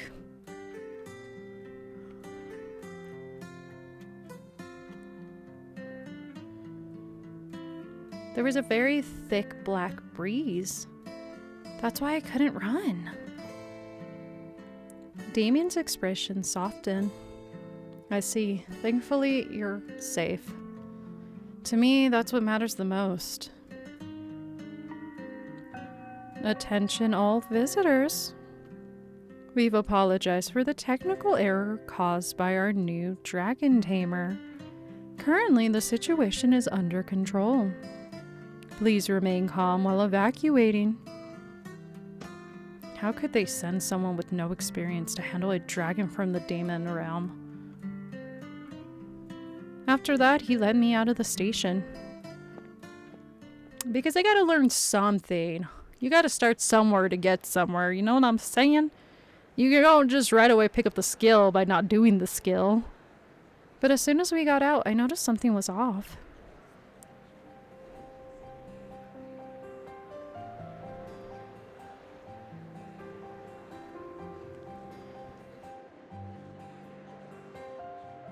Why is everyone a human? Shouldn't there be a lot of Angelus and Daemon? I looked back at the station. Angelus and Daemon from within the station immediately changed their forms at the entrance. Probably because they're not allowed to roam once they're on campus of their forms, because I would imagine that would cause a lot of stir if you're constantly in your form, because it's one thing to do it at the entrance, like how are you...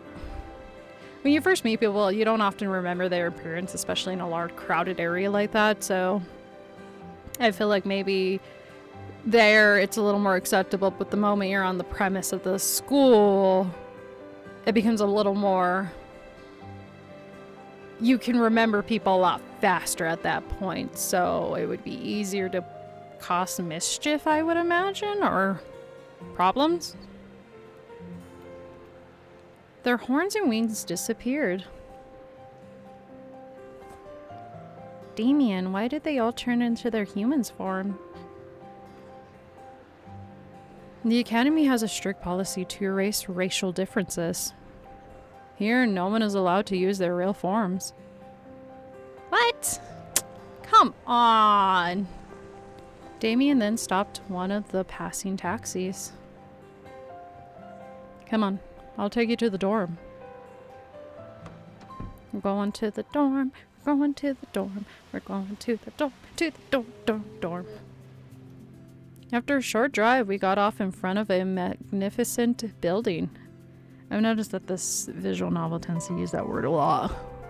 Which I mean is fair, but also every time I read it, I just think of the movie Magnificent. Wait, is it spelled the same way? I haven't seen that film in so long. Before we get in, my brother's phone suddenly rings. Would you excuse me, Winter? Yeah, okay, well, bye. After talking on the phone for a while, Damien came back. Sorry, I was summoned by the Academy to take care of something. It's okay, I'll find my... Where was I going with that? It's okay, I'll find the way myself. Ah, I almost forgot to give you the most important thing. My brother took out a phone and gave it to me.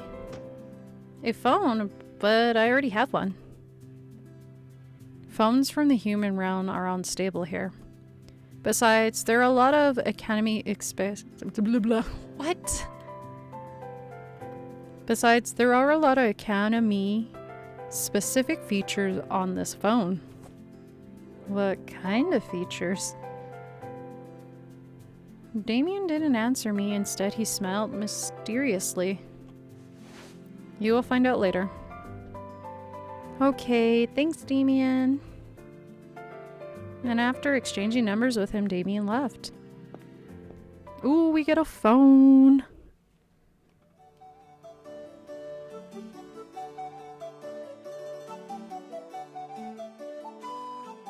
As soon as I entered, I was greeted with a view of an elegant interior decorated with lavished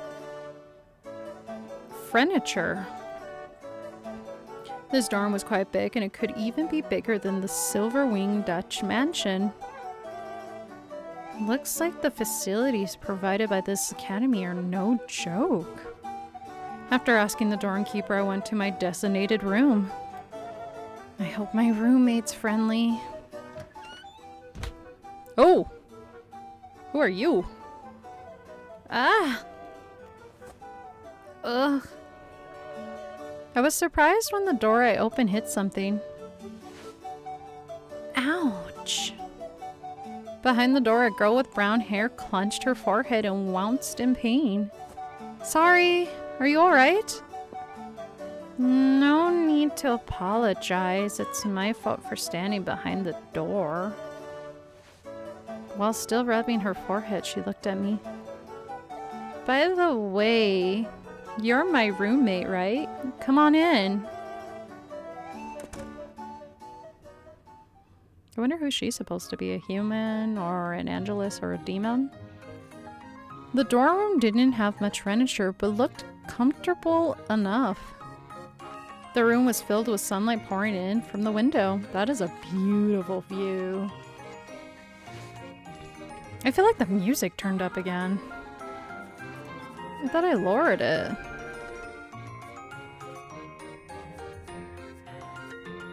No, I guess. Alright, still the same. Oh, I could save?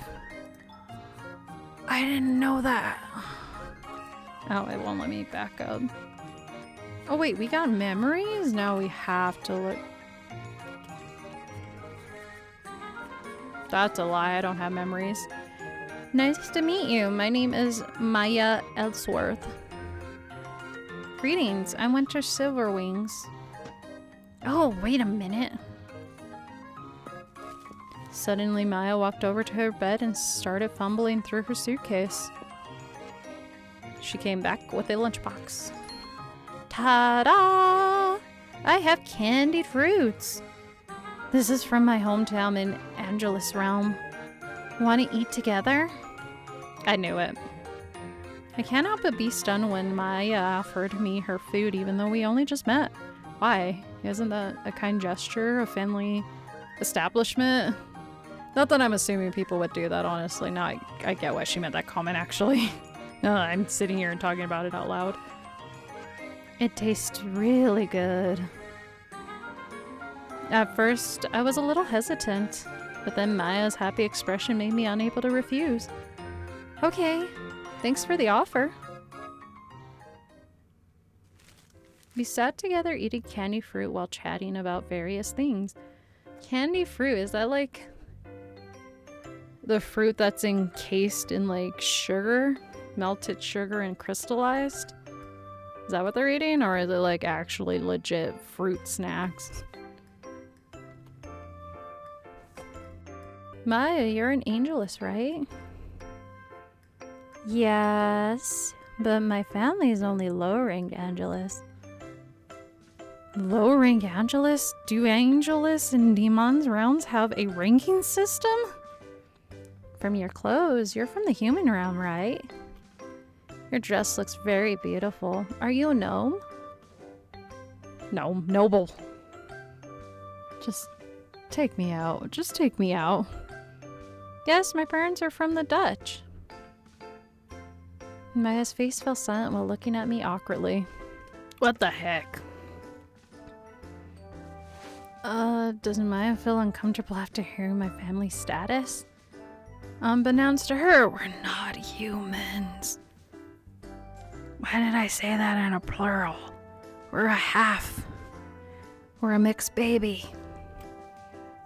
I hope you'll be friends with me even though I'm a low rank. I heard that humans place a lot of emphasis on status difference. And of course, I want to be your friend.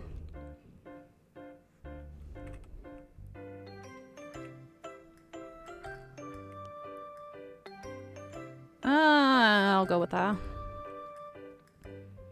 I don't care about status when I'm befriending people. Maya's eyes lit up at my answer. She then hugged me excitedly. Winter, you were so kind. I'm glad you're my roommate. I laughed and hugged Maya back. While continuing our chat, we exchanged phone numbers. We made a friend. We made a friend. We made a friend.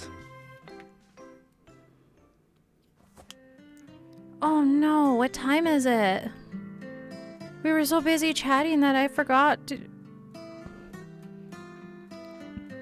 Sorry, completely lost what I was saying, and then I was even thrown off on me hiccuping right there. We were so busy chatting that we forgot to take care of our mission. This is bad. We also have to work part-time this afternoon.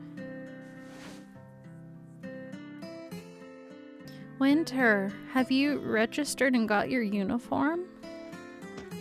Uniform? Registration?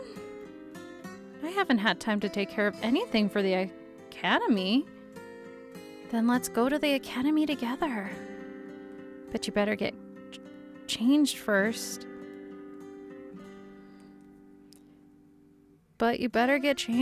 Your dress stands out too much. See what I'm saying? Like, we didn't even change after we left. So we literally had the ball, got swooped up after the ball ended and came here. When was there a break to, like, how late did the ball go and then we got swept up? Like, usually when you have ballroom dances or a celebration, they go really late into the night, I would imagine.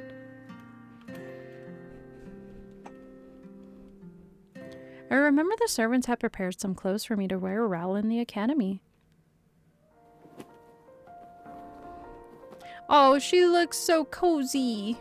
The clothes normally worn in the Academy were pretty simple. Oh, that's so cute. I'm liking this outfit a little bit more. That's adorable. I want that sweater. The style seemed popular among the students. Even though it was a bit revealing, I could move around easily in this outfit.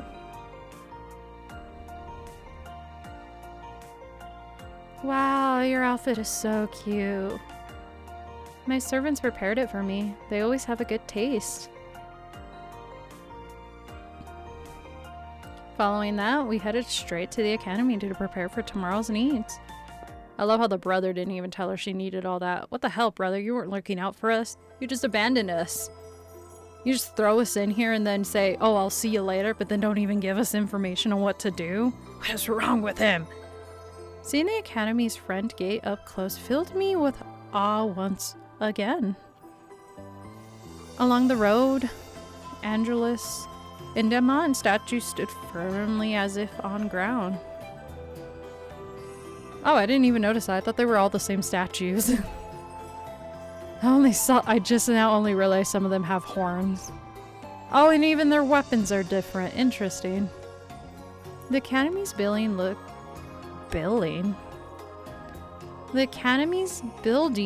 magnificent with two towers looming in the distance.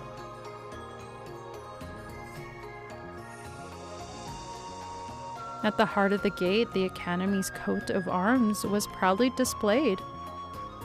So it's a tree? So a tree with demon wings. And I'm assuming maybe the angel's symbol crusted at the bottom or at the top. Maybe, I don't know.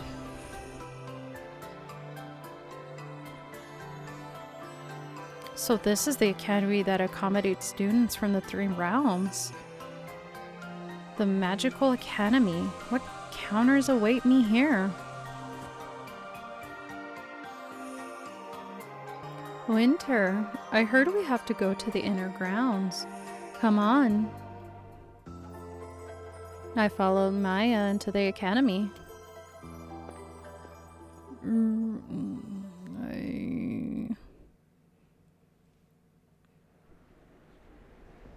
The atmosphere was busy with new students dealing with administration?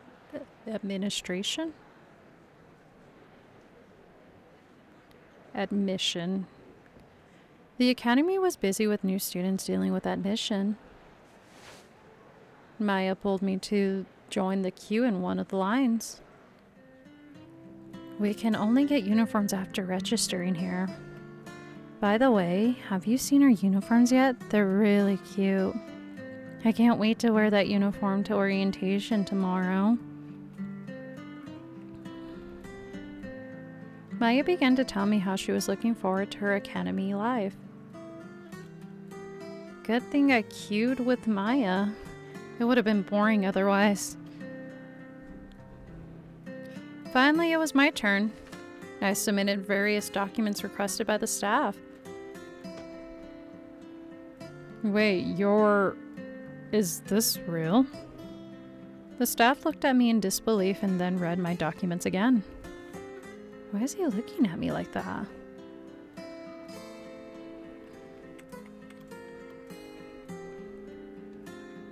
Is something wrong? The staff ignored me and immediately shouted at his assistant. Hey, run to the warehouse and get the badge for half Angelus and half Daemon. Wait, what? That's rude. How do they know? Oh no, that doesn't sound promising. I wouldn't even know how they would know that. Like, I thought we were raised... Would they still document that? Like, I'm kind of... Okay, I'm just gonna let it unfold because I'm a little... Not flabbergasted, but I'm a little confused on the scenario unfolding. I was under the impression that we were going to be identified as a human, and that be like the whole premise of us like exploring our two sides while we attend here under the impression as a human. Now this kind of changes where I thought that was going, and I don't know if I'm just more confused on that scenario now. As soon as the staff words were heard, my surroundings became nosy. All students' attention was now on me. They all looked at me in disbelief, including Maya. Really, girl? Wow. What a bitch. Winter, are you a half Angelus, half Daemon? Yeah, is that somehow wrong? Here are your files and badge. Keep them close. Don't lose them. No one's gonna explain that. The staff gave me a badge with an Angelus wing on the left and a Daemon on the left wing on the right. Ooh. People around me were getting louder and louder. So then that means I'm not the only one that's a half-breed, right? I would imagine that they have humans that are half-breeds between one or the two. But the fact that they already made a badge that specifically is for my birth, or at least my race of being two different kinds, I don't quite understand that. So were there people already existing prior to me existing, or is this new? Because I was under the impression that we were the first time ever existing as two hybrids that normally would not interact, or let alone intermate and create a new species. Now they have a badge that is made for my species, so that's a little weird. The people around me were getting louder and louder. So she really is a descendant of an Angelus and Daemon. I thought it was just a myth. After all, I never heard of an Angelus and Daemon having children. Why haven't I heard of this before? Who is she? That still doesn't... I don't quite understand how they have a badge then. So the rumors here are saying that they don't exist, like a hybrid of the character doesn't exist. But then the badge exists, so was the school anticipating that there is a child? What if there wasn't a child? So I'm the only person with mixed Angelus and Daemon blood? I guess so. You and me both, girl. Oh, hello, handsome. Oh. Okay. You're kind of cute. I don't know if you're a love interest or just a friend, but you're cute. Among the group of students, a man with long hair came up to me.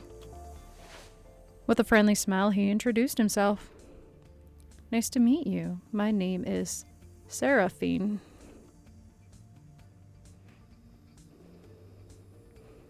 I heard you were a descendant from an Angelus and a Daemon. I hope we can be friends in the future. Seraphine then reached out his hand, asking for a handshake. I wonder why Seraphon suddenly came up to me. But I still walk into his outstretched hand. I don't know. I don't know about this. He's gonna slap it, isn't he? It's giving that scenario like, ugh, are you touching me kind of vibe. Nice to meet.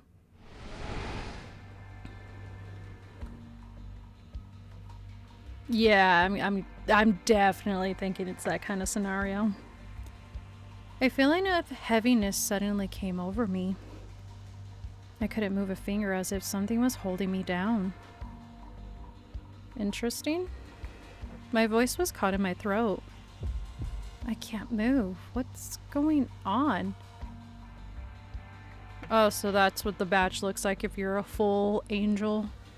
It's right there on his shirt. I'm getting a feeling we're not getting the approval of him. I think he only came over to demonstrate how much stronger he is, and he disapproves of us. So he's probably not a love interest. He's just probably one of the rivals that we're going to be having to deal with. Glancing around, everyone else seemed to be going about what they were doing as usual. Am I the only one experiencing this? Seraphine looked at me doubtfully. He held his hand closer. Is there a problem? Yep, see? He's making a problem to make it seem like he's the good guy offering us the gesture of benefit of the doubt, but he's doing something shady where we can't move and actually shake his hand to give that same impression of like being peaceful and respectful and understanding. He's kind of making a problem when there shouldn't be a problem. He's like one of those pick-me girls. Let's create a problem when there shouldn't be, because I disapprove of you. It's like, okay, then you can just leave, dude. No one's asking you to stand here next to me. Going out of your way to make my life miserable? What, you want to be me or something? Like, what? Why do you care what I do if I'm so beneath you? You don't want to shake hands with me?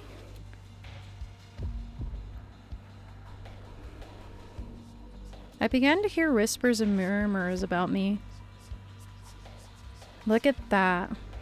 She's pretty arrogant.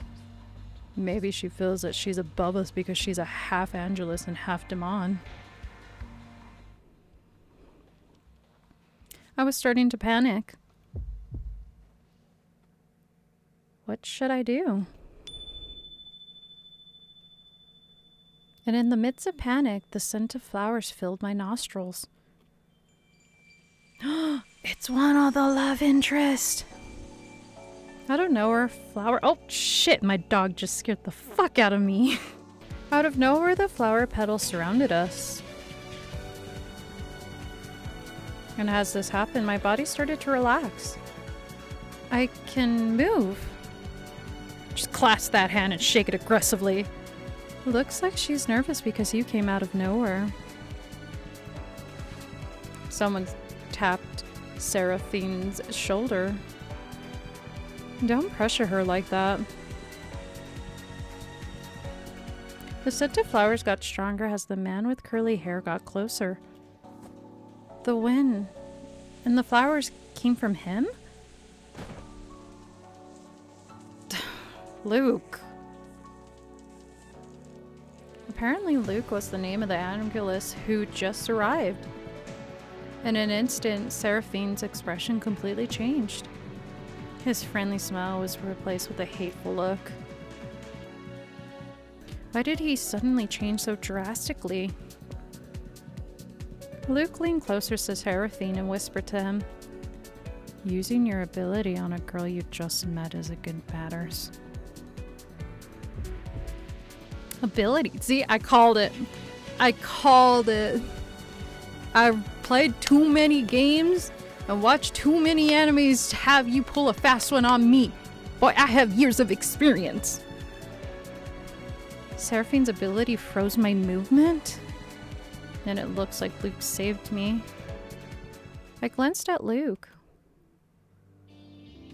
He would have a name named Luke. He kind of looks like a Luke now that you think of it.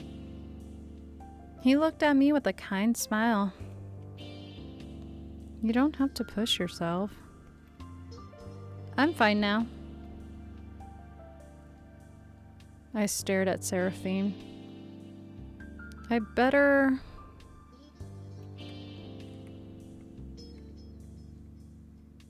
I'm fucking shaking this man's hand. He can go fuck himself.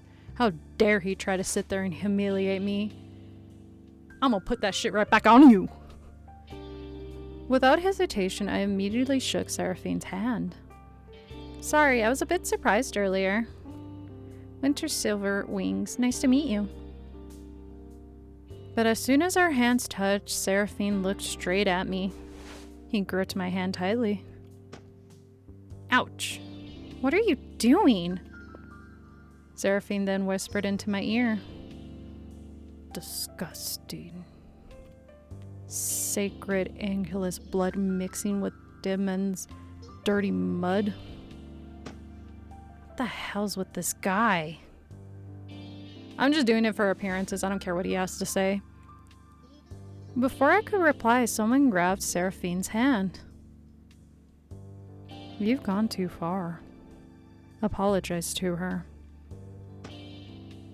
What for? I didn't do anything wrong. Luke glanced fiercely at Seraphine. From the grip of his hand, plant's roots started to come out and wrap around Seraphine's arm. That plant magic, it feels familiar. Girl, if you can't put two and two together, I feel like you're a lost cause.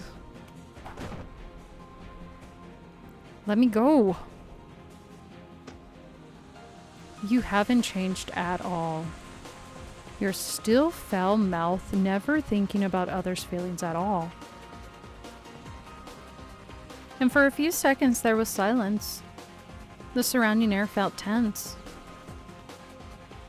You really like meddling in my business, don't you? Is it because you know that you don't have much time left? Oh, something going on with Luke? So what's the tea? Give me the tea, boy. I'm all about that tea. Give me the tea in this visual novel. Is he gonna die or something?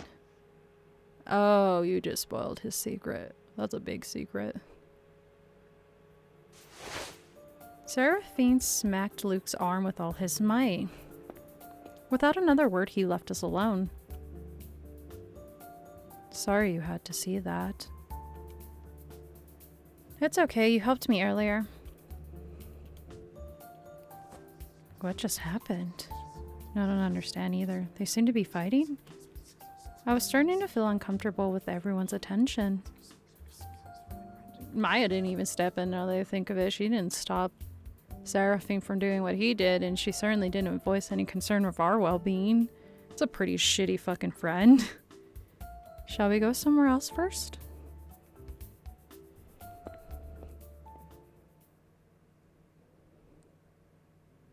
She said she was of lower status, so I don't know how she has a right to judge us. She's not even considerable in her own realm. Maybe I might be a little bit harsh on that sense, but she's not considerable in the human realm. Luke led me to the other side of the courtyard. There weren't many people here. Are you alright? Seraphine didn't hurt you with his ability, did he? I'm fine. Thank you for your help earlier. I looked closely at Luke's face. So I'm guessing the 3 chapters, maybe 3. I was just happening to look over because I wanted to see if there was other male interest. So it looks like there's 3 chapters, and I'm assuming the first chapter was kind of announcing Ash's character. And then it feels like this second chapter is announcing Luke's character. So I'm wondering if in chapter 3 we're going to get the announcement of the demon and who he is and his name, because we're spending a little time with each of them, it looks like. I looked closely at Luke's face. I didn't think this game was going to be this long.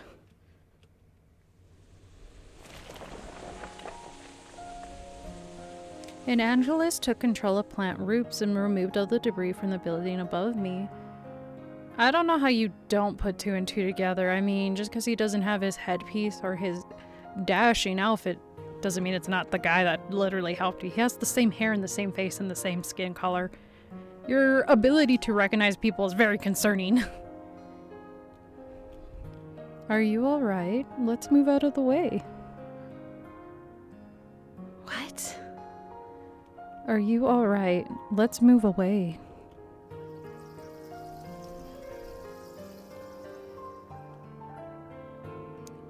Apologize to her. From Luke's grab, plant roots started to come out and wrap around Seraphine's hand. So this is all like a recall. His magic is similar to the Angelus who saved me. Seems like you helped me twice already. What do you mean? You're the Angelus who saved me at the station, right? I messed that up. Luke looked at me intently, trying to remember. This motherfucker. Oh, there he goes. Yay! Oh, you're the girl at the station. Yes, my name is Winter Silverwings. Nice to meet you. My name is Luke. Luke Alistair. Really? Okay. We exchanged smiles after introducing ourselves. And suddenly the academy bell rang. Attention all students. Registration and uniform collection will be closing soon, within 15 minutes. Please complete the process before then. Oh, that's right! I just remembered I hadn't picked up my uniform for tomorrow. Where is it? Do I still have time? Looks like Luke recognized my panic. You haven't gotten your uniform yet? Do you know where to get it? I can only shake my head. Then would you like to come with me? I happen to know where to go because I already got my uniform. No need, I can ask other students along the way. Why? We can just literally get someone to take us there. Straight to there. This is a no-brainer. It's just pissing me off. But most of the students have gone home. I pay attention to my surroundings. Sure enough, there was no one. I don't have much time right now. Luke. Nah, fuck that friend. She didn't even come to my help in my direst need, and we shared candy and various things, and she didn't even help me. I feel betrayed. I'm moving on with my life. I want to go with you. Please take me to the uniform pickup. With pleasure. So then we could have gotten the interaction in the train with Ash, I'm assuming. So you're probably going to get interactions to figure out who the characters are. And my dumb butt probably didn't take that opportunity to actually learn more about Ash. Because I was under the impression we would meet the rest of the other individuals on that train. So that was on me. That was on me for not realizing that that would have not been the case. That was excellent world building because it kept you in the unknown, and then when it eventually did drop the dope lore, it dropped it in the most perfect way. So I missed that opportunity. At that moment, my phone suddenly rang. Maya was calling me. That's right, I left Maya. Oh, now she exists. Okay. She must be worried because I suddenly disappeared. Is she? She didn't sound that worried when we were literally thrown out there on being a half-breed. Winter, where are you? You okay? I saw you getting into a fight with the other two students. But I couldn't come to you since it was crowded. When I got past them, you were already gone. Sorry, Maya. I was just about to call you. Don't worry, I'm fine. I'm glad. By the way, did you get your uniform yet? Not yet. I was just about to go there. You better hurry. The place is about to close. Uniform pickup will be closing soon. Uniform pickup will be closed soon. Ah! I'll keep the administrative staff from closing. Winder, come here quickly. If you don't know the way, try asking a handsome man guy next to you. Oh, she knows who we're next to. Bye! She knows. She knows. Oh, she knows. I'm sorry, that's a song.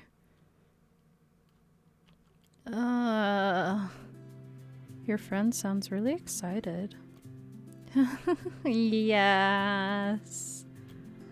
But what she said is true. Luke held out his hand to me. Let us hurry. Without hesitation, I took his hand. Even though the administration room was just a few minutes away, the walk felt longer with his warm hands holding mine. Ooh. Now that I think of it.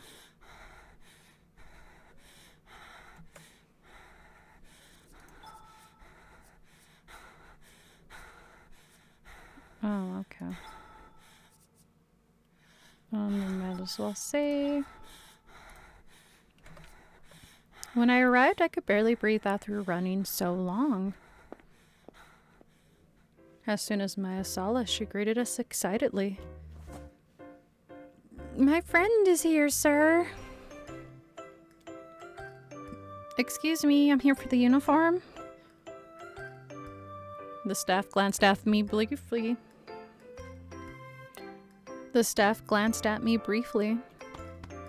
Jeez, kids these days. You guys are so busy dating that you lost track of time.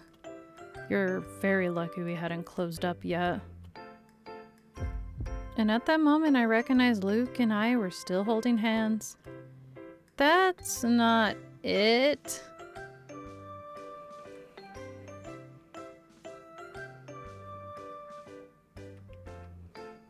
I like how the little icon looks like the badge that we got.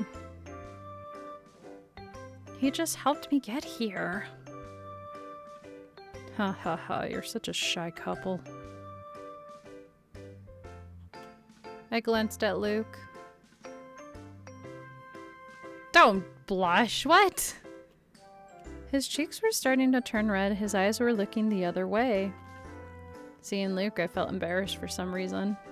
Oh, he's so cute when he blushes though. Whew, it's getting hot around here. And after being satisfied at teasing us, the staff finally gave me my uniform. I have to go to work now. Good thing you came on time. I wouldn't be late on the first start to blah. What? Good thing you came on time. I wouldn't be late on the first day. You're Luke, right? Please take my friend home. Safely. Maya then walked away. After things calmed down, Luke and I looked at each other. We both laughed until we were satisfied. I didn't expect to run this fast on the first day. Oh, I didn't realize she laughed. Good thing we got here in time.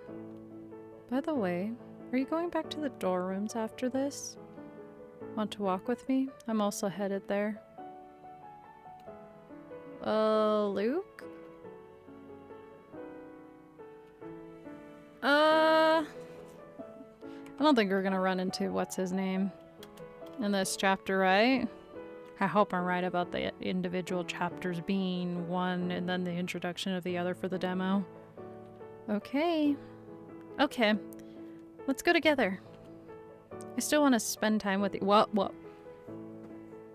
You did not just say that, girl. That was pretty straightforward. That made me blush.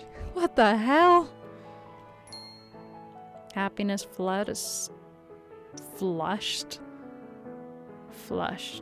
That's one way to introduce. Oh my goodness, that's one way to describe a situation. Happiness flashed on Luke's face. Thank goodness I'm not the only one who feels that way. Boy, you have no idea.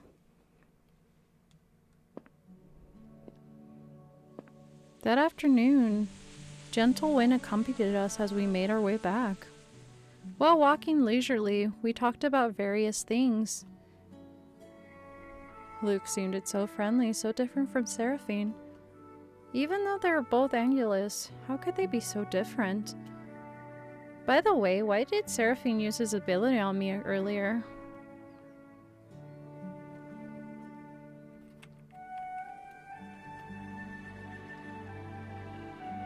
It looks like he hates Half-Blood, huh? For a few seconds, Loki. Oh, I've been playing too much Marvel Rivals. For a few seconds, Loki seemed hesitant. To be more precise, he doesn't like Daemon descendants. I think he was more sensitive because you have an Angelus and Daemon blood. Is that so? I know this wasn't a good experience for you, but I hope you don't think all Angelus are like him. Seraphine has a different view from Angelus in general. So what kind of status is he? Looks like I still have a lot to learn about Angelus and Daemon. Don't worry about what Seraphine did. Your differences make you unique.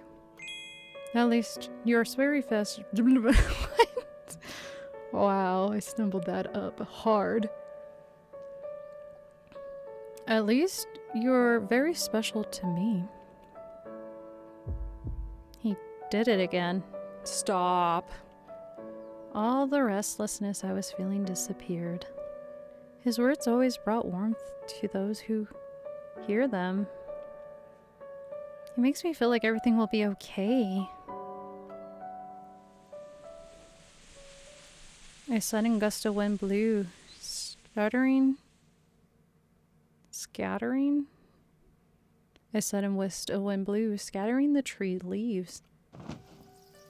Oh my gosh! Stop! That's so cute. That's adorable. Alright, where's my demon? I need my demon experience. In the blink of an eye, Lokes. I still want to keep saying Loki after I did it the first time. In the blink of an eye, Luke's beautiful white wings appeared around me. He's breaking school rules. He's breaking school rules for us. He's not supposed to have him out. He protected me from the strong wind and fallen leaves. Oh, this is so adorable. The distance between us was erased. The warmth of Luke's embrace was evident on my back. With all my might, I tried to concentrate. That's contain, not concentrate. With all my might, I tried to contain my fast beating heart. I hope Luke can't hear it. I hope Luke couldn't hear it. When the wind stopped blowing, Luke hid his wings again.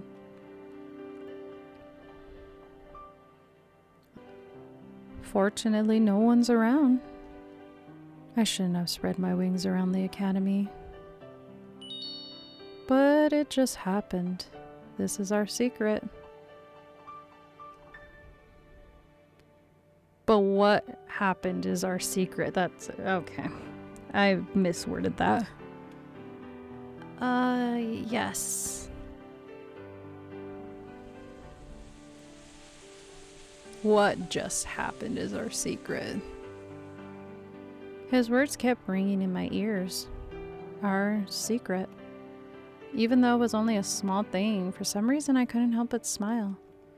That afternoon, Luke managed to make me feel like the most special girl in the world. Damn. Like I'm the only girl in the world.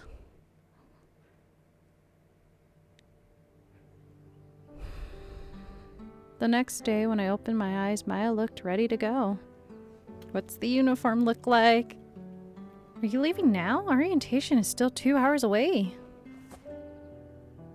I have a part-time job in the morning. See you later, Winter. Bye. Bye. So she's going to be pretty much non-existent in our lives anyway. After Maya left, I started getting ready to leave too. Okay, that's not a bad uniform. I'm digging it. I don't know about the weird cape in the back, but I can ignore it. The Academy uniform looked elegant with its black and gold palette. The short cloak. Ooh. The short cloak on one shoulder emphasized its silhouette. The badge on the elope was the perfect finishing touch. I wonder if you can put that anywhere on the uniform. Maya was right. Her uniforms are very specialized.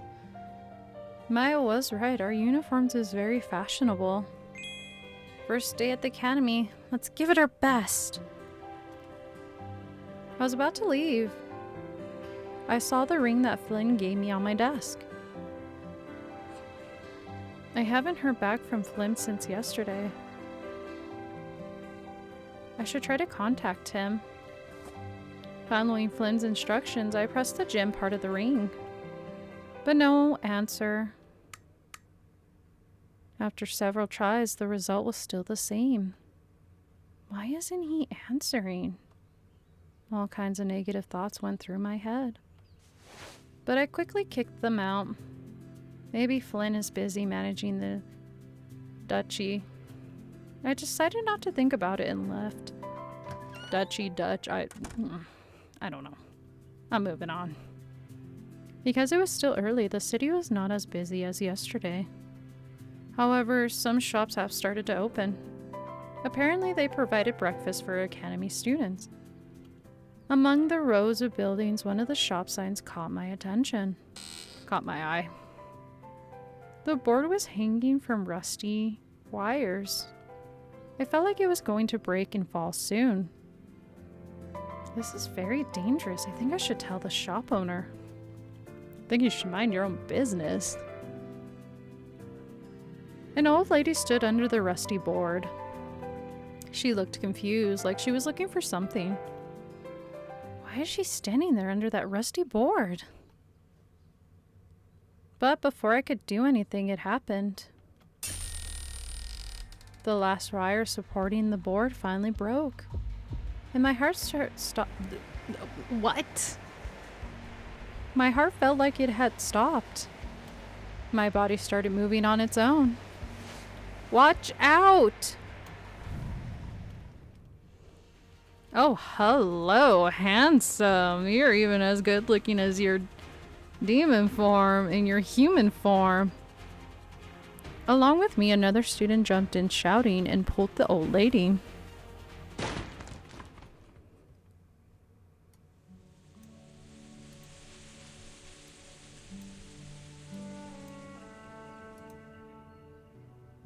The board fell right in front of us all.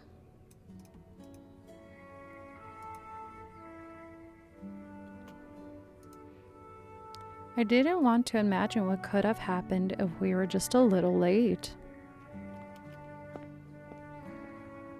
Ma'am, are you okay? The red-headed student helped the old lady up. Ha ha ha, thank you, young man. And then he held his hand towards me.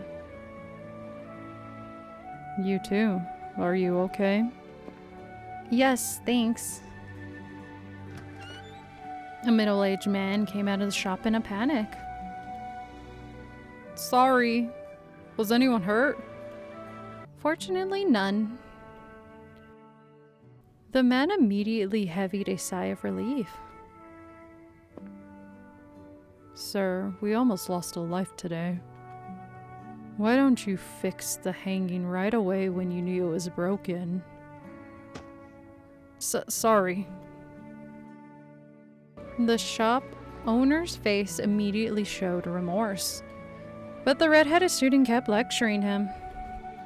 Hey.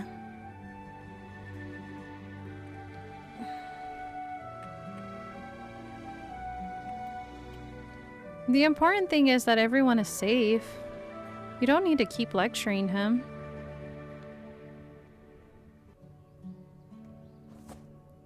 He responded with a sigh. After cleaning up the broken board, the shop owner went back inside. You are good children. What are your names?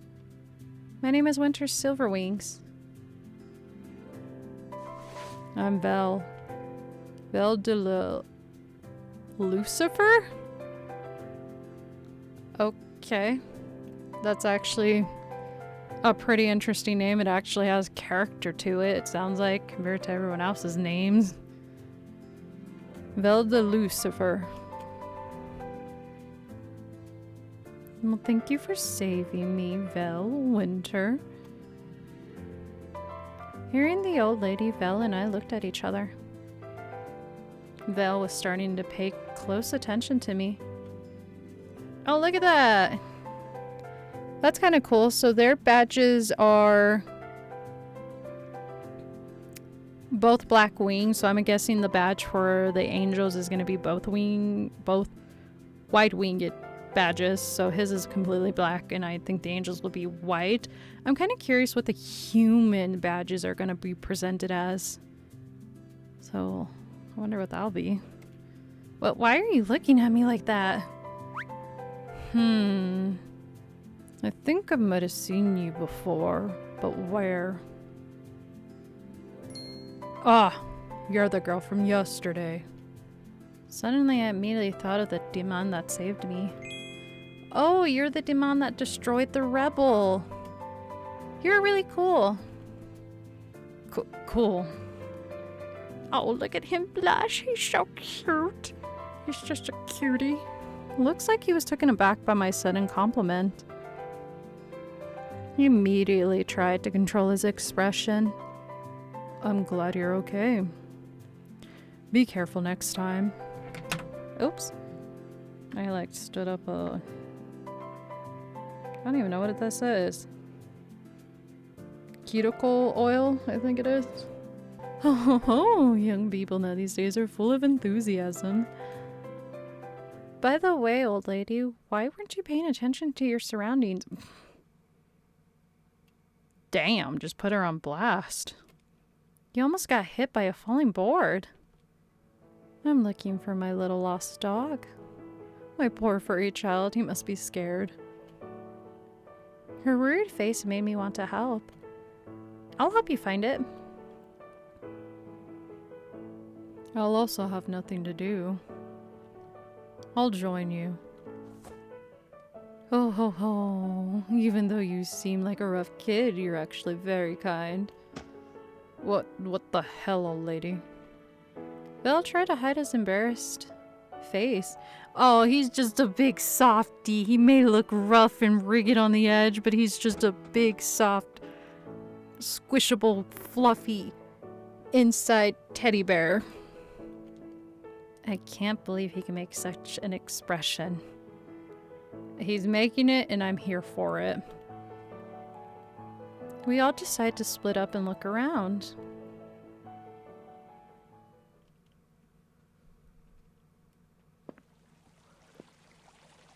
After walking for a while, I arrived at a fairly quiet area. Faintly, I hear a whimper from the bushes. Oh, you're a little cute baby. So cute. Behind the bushes, I found a small dog with an injured leg. Oh, no, not your baby being hurt. I'm not gonna wolf that. You will not catch me wolfing. Poor boy. Is this the dog that lady was looking for? I called the others right away. Oh, I would have picked up the baby. Come here, you little... Let me snuggle you with my love. You're fucking adorable. I love you. Cute aggression is so funny. Not long after that, Val and the old lady came over to me. Gosh, what happened to you that you got hurt? What did happen? Vel didn't react right away. Suspicion crossed his face. Is this really your dog? Something seems odd. Yes, he's my dog. The old lady immediately got down on her knees and wanted to pick up the dog. But Vel suddenly grabbed the dog.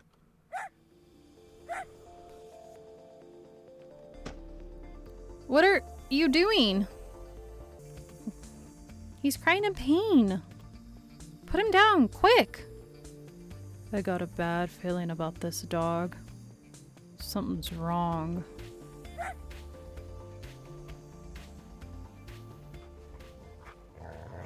What's gonna happen to this cute, fluffy, adorable little tiny angel thing? A loud cry slowly turned into a furious growl. And his body slowly got bigger. What? Oh, he's a hell dog. What are they called? They're called something.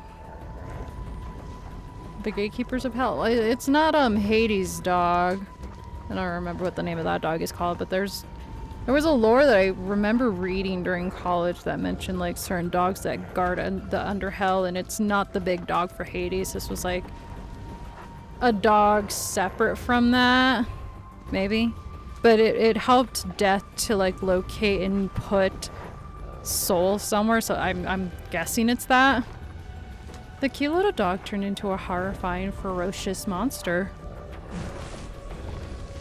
Fire started to spread around his chest.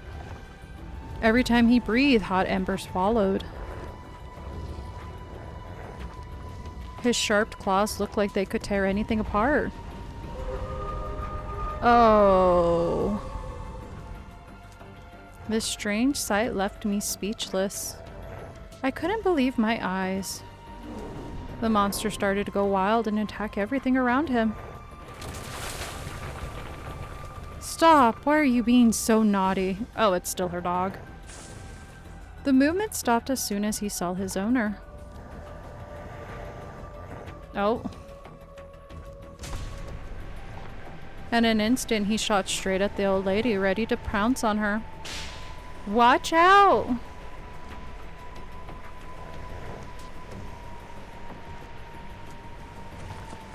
Swiftly, I ran towards her. But I was not fast enough. Too late. Da-da-da-na-na-na-na. What's our big hunky-dory demon gonna do with us? I said that so wrong. Is gonna do in this scenario. At that moment, a stream of electricity shot past me at high speed. The monster snarled immediately, enduring the pain of the electric shock. Without a word, Vel approached the monster. His face looked serious, as if he was ready to spill blood. Is he gonna kill the monster? You. Sit down. Just the sudden smack of that. Oh, I love that. Huh? Eh?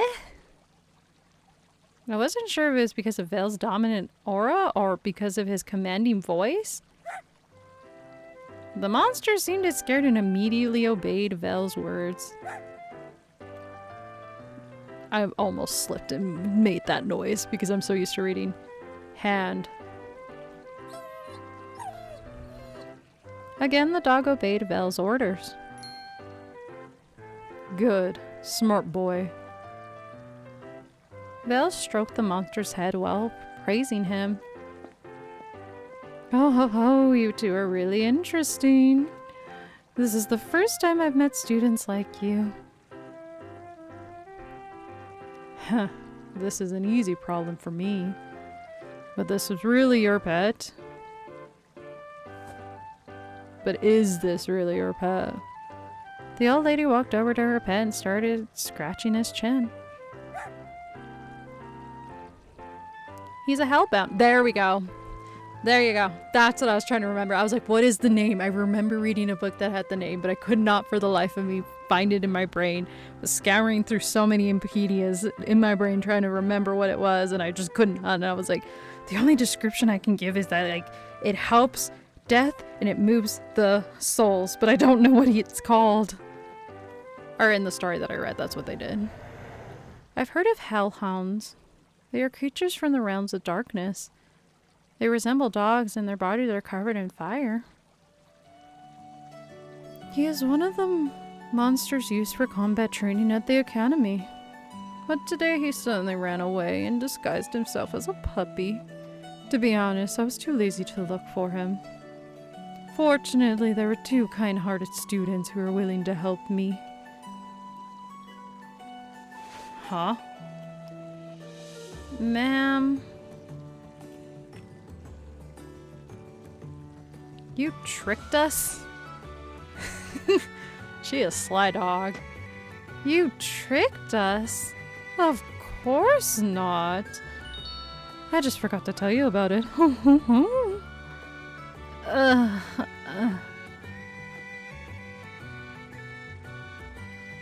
It seems like there are a lot of unique people in the Academy. Fortunately, I met a kind-hearted Daemon student. Thank you, Vel. Vel's face turned red as she patted his head. Kind Daemon. I immediately remembered Dad's parting words. Humans think of us as cruel creatures, even though there are a lot of nice and friendly demons too. Oh yeah, he may look ferocious. He is just as sweet as that dog that we just encountered. That's true. Even though Vel and I had a lot of arguments from the start. What arguments we did?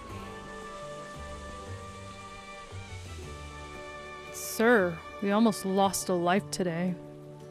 Why didn't you fix the hanging board right away when you knew it was broken? I got a bad feeling about this dog. Something's wrong.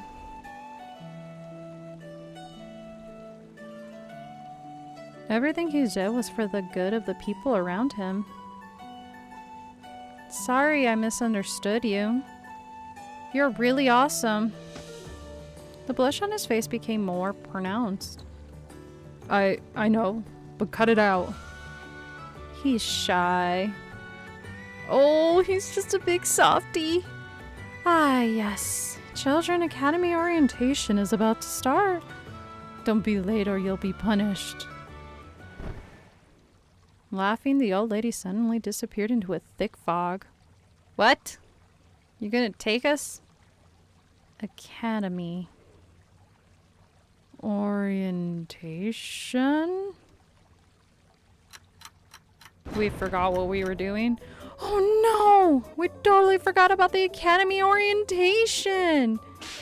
Crap, only 10 minutes left! Ugh, we helped her, didn't we? Why couldn't she take us with her? Even though she was going to the Academy too. Let's run. Maybe there's still time. Why should we? We'll still be late. Then what are you going to do? Just give up? Just fly. It'll be faster. Fly? My brain seemed to stop working for a moment. Never once did I think about flying. Why do you look so surprised? I've never tried flying before. I don't think I know how to get my wings out. Huh? Really? Val thought for a moment. Okay then, leave it all to me.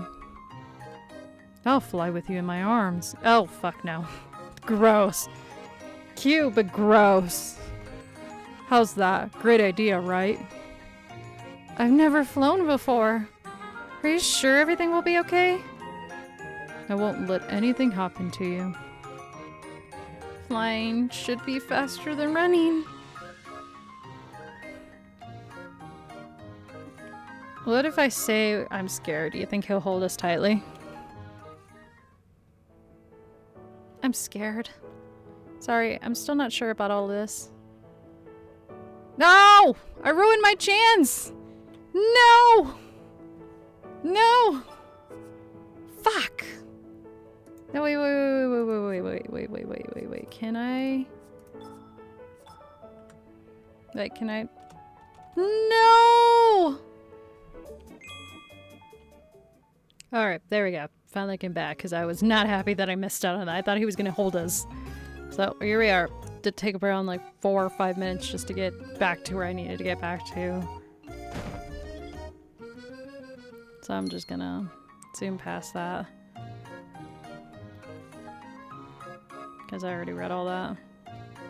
Because if you keep clicking on your enter or mouse, I'm just gonna skim past where I needed to be because I'd done that accidentally and I had to go back and make the choices that I made. Just because it won't stop you before you make those choices. So now let's go ahead and fly. Alright, let's fly. I knew you'd say that. And without warning, Vel immediately pulled me into his arms. Bum bum bum, bum bum bum, bum bum bum. The distance between us disappeared. His sudden touch made my heart skip a beat. And then the next second, Vel spread his wings.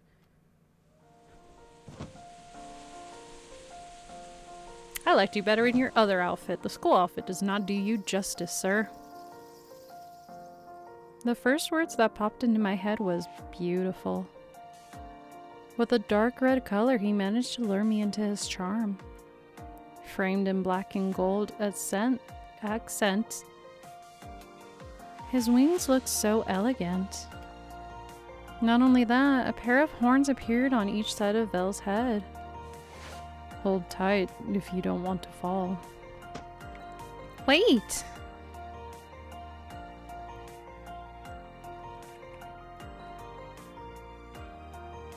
I don't know what to say. Don't drop me! Before I finished speaking, Vel already flopped his wings vigorously. Ah! In an instant, my body seemed to be thrown upwards at high speed. Fear overtook me. He is not being cute about it. Fucking idiot! I closed my eyes tightly. All kinds of bad possibilities ran through my head. Why are you closing your eyes? You scared?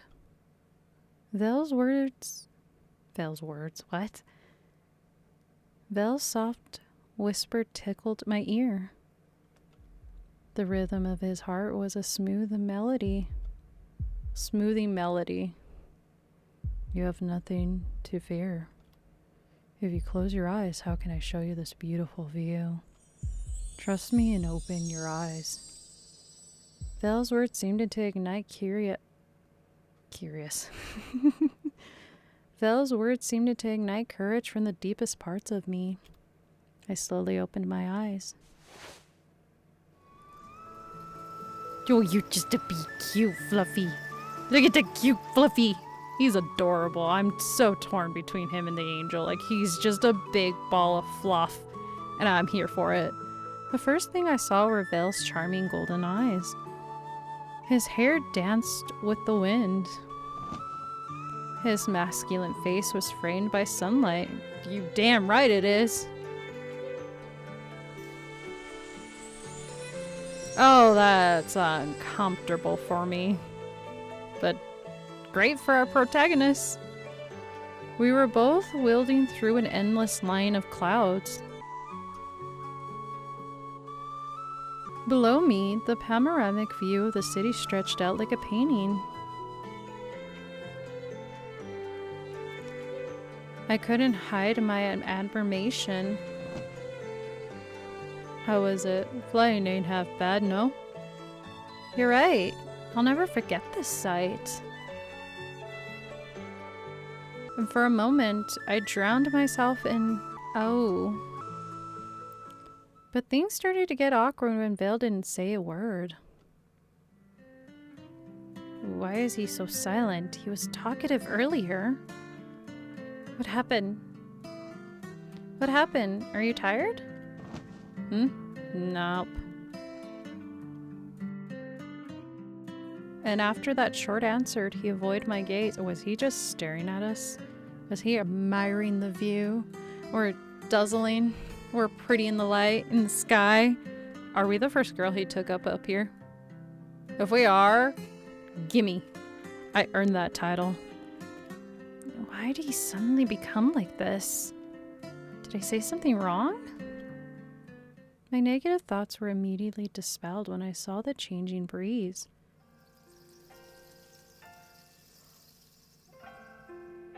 Oh, that made me blush. Pink breeze eloped Val.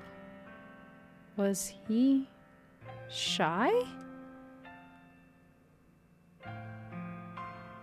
Are you uncomfortable with me? Oh, we're not even being held by him in the sky. I'm immediately disappointed.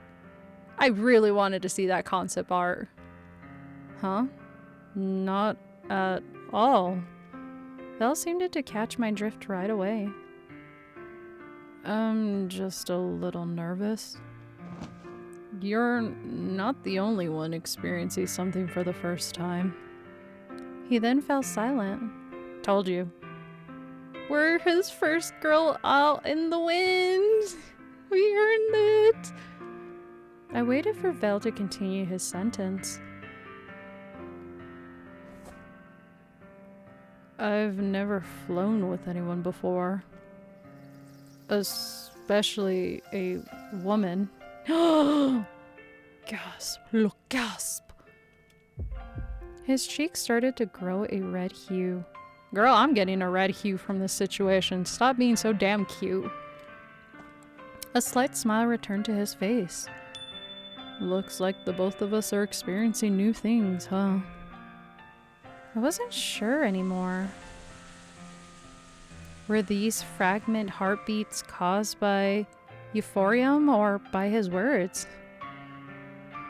Frantic. Were these frantic heartbeats caused by euphorium or by his words? A warm atmosphere enveloped us. And in the middle of our flight, a strong wind blew and made me sway. Ah! But Val was immobile. His arms were still firmly around me. If you're still scared, hold on tighter. Should I do it? Duh! I just realized I figured this out now that I was going through this, that I could save while I was in the middle of the freaking choices, and I didn't know that because the save button is not where I need it to be to kind of make it a habitual thing. So when I figured that out, I'm now going to be saving a ton of times. Yeah. Gimme. Gimme, gimme, gimme. I'm a greedy girl. I put my arms around his neck. Being so close to him made me realize just how handsome he was. His warm breath brushed against my cheeks. Oh. Oh, that's so cute. The pink breeze around him was getting stronger. But I could feel the tenderness inside. Relax. I won't let you fall. His hug became tighter. I would still not do that though. No, gross. At that point, I knew I could wholeheartedly trust him. At least, I could see the magnificent Academy building. Damn it, what a wasted opportunity to give me another illustration of us holding each other. Like, I really crave those. Gimme. See? We're not late, are we? His eyes radiate confidence. Seeing his smile gave me a peace of mind. Trusting Vale was a decision I will never regret. Yeah, we even got a cute little tender moment with him. Woo, woo. Hey, Who's that flying? Using your real form is prohibited inside the Academy. Whoops.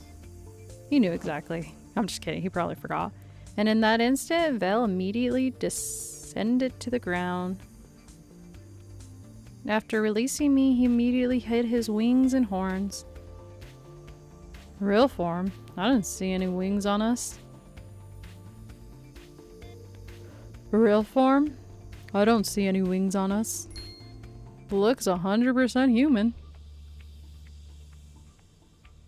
You cheeky brat. Ugh, never mind. Since you weren't late, I'll let it slide this time. Hurry to the main hall. Vel and I looked at each other for a moment. We both started laughing at the same time. Did you see the teacher's face earlier? Good thing he let us go. That day, another beautiful memory was etched into my heart. About a red-headed demon that I could rely on.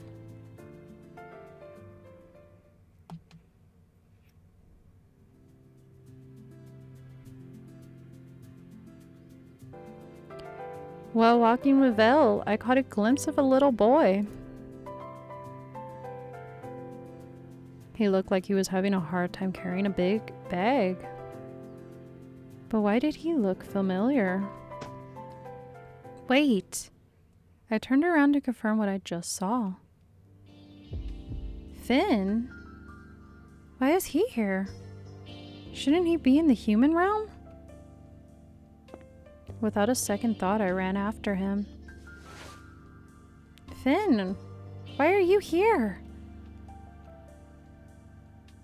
Finn was shocked when I tapped him on the shoulder, but he immediately brushed my hand away and looked the other way. Oh, what's going on? Finn?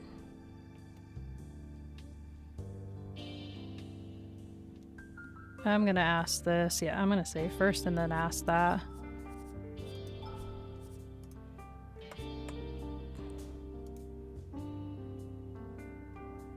Are you... You really are Finn, right? Finn looked nervous, staring around. Oh, do you think it would cause a problem if he knew who we were? Because I don't know if the Academy knows she's interacting with people else that are in the respectable realms. I hate the fact that they added that word every time I try to say. I would stumble so hard because I'm like, why is that there? Why do you need that? But I wonder if it would cause problems nonetheless. Like, to the both realms, it sounds like they got the two people back, but then sounds like they also didn't know that they had friends or family member, or possibly friends that were helping out keeping this girl safe until she became of age. So I'm wondering if displaying that relationship in the school might be a problem.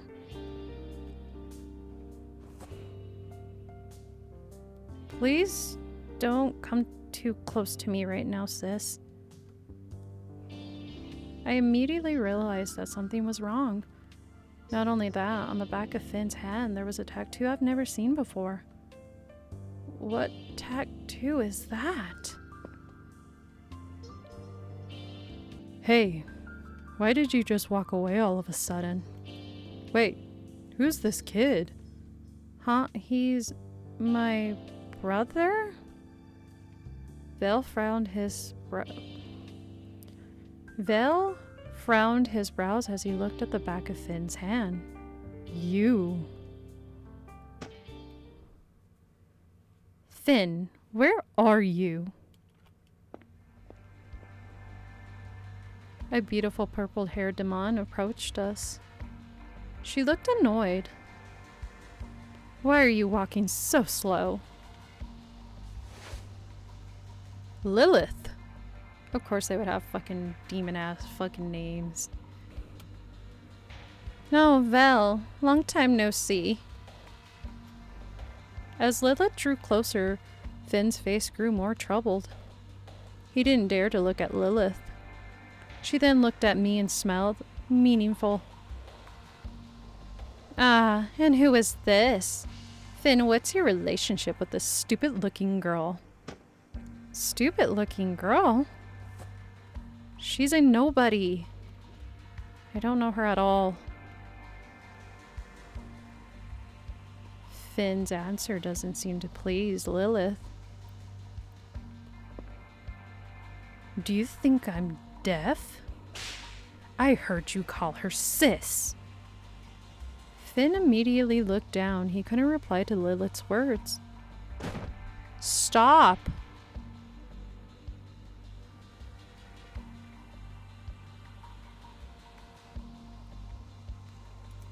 Well, might as well just fucking ask. What's your relationship with Finn? Why are you yelling at him like that? A sly smile immediately appeared on Lilith's face. Me? I'm the monster of this child. I've said that so wrong. No monster, what? I am the master of this child.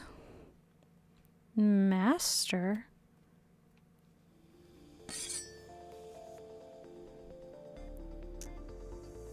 As I thought, you kidnapped a demon from the human realm and forced him into a pack again. Stop your bad habit. How many demons are you going to kidnap?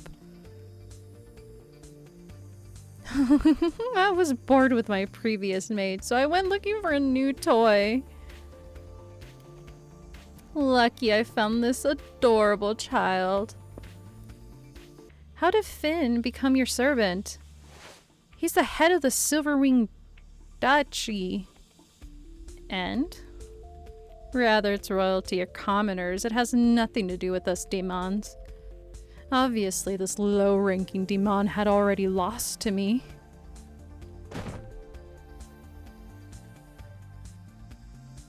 His status in the human realm wouldn't be able to protect him from the natural laws of the demon realm.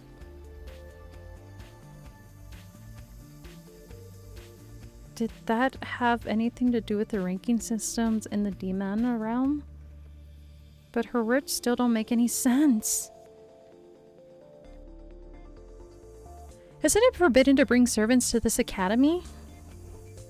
My personal servant begged me to come, but Damien refused her firmly. And once again, Lilith had a mocking smile on her face. My grandfather was the best graduate several decades ago and got the wish. He asked that all his descendants be able to bring one servant to the academy. Finn could only lower his head as Lilith laughed. That was ridiculous. I can't accept that. Let go of my brother. Don't make him suffer. Suffer? Don't insult me. I always do my best for my servants. Look at his appearance. Perfect from top to bottom. Val took a deep breath from Lilith's words. Let go of the kid. Can't you see he's scared? Why should I listen to you guys? This child's mine now. Lilith walked closer to Val. Stop meddling in my business. Don't you have your brother's mysterious deaths to solve? Oh, you fucking incredible ass bitch. She really just pulled that card out. Val's eyes widened at Lilith's words. Oh, his is red. He's furious. A crimson breeze immediately gathered. Oh my gosh. A crimson breeze immediately gathered around Val. I could feel the rage inside him. Lilith Asmodeus. Val roared in anger. His eyes glared at Lilith as if warning her. If you bring up my brother's death again, say goodbye to your peaceful academy life.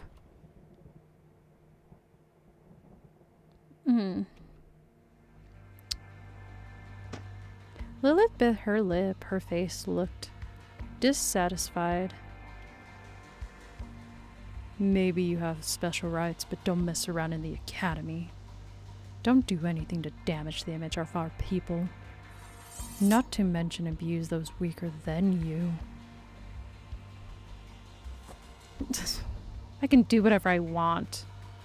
Finn, let's go. Wait! I grabbed Lilith's arm immediately. What do I have to do to set Finn free? What can you do? Nothing. Just let your brother go. Without a second glance, Lilith walked away. Finn, hurry up. For the last time, Finn glanced at me with teary eyes. Weakly, he then followed Lilith. Oh, we're probably late to orientation. That took quite some time. Everything happened so fast. I couldn't control my emotions. My hands were shaking with anger.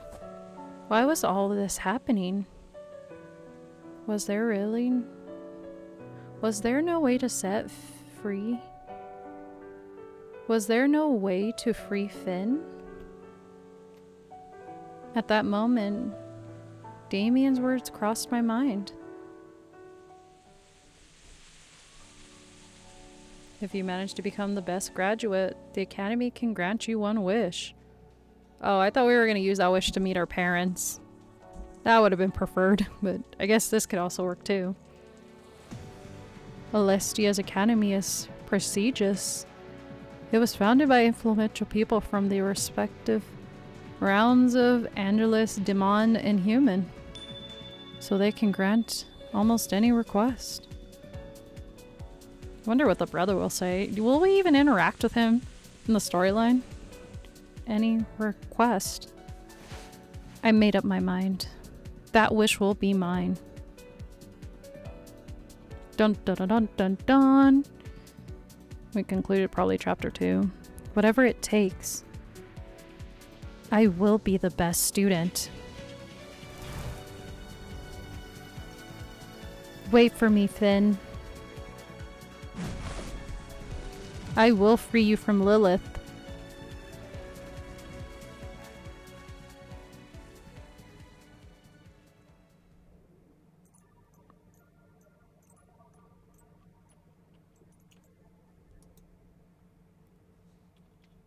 Oh my gosh. These... Oh! Okay, cool. Alright, nice. I thought there was going to be 3 chapters because when I read the description it mentioned 3. I think, let me go back. Okay, I misread. It mentioned only 2 in the demo. 3 is, I don't know, in development or whatever. Probably won't be released until the main actual game comes out. But here we are at the end of the demo. Congratulations, you've reached the end of the demo version of Celestia Chain of Faith.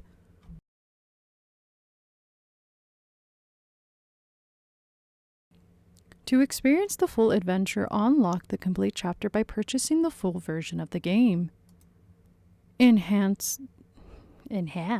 What? Embrace the journey, uncover the secrets that await.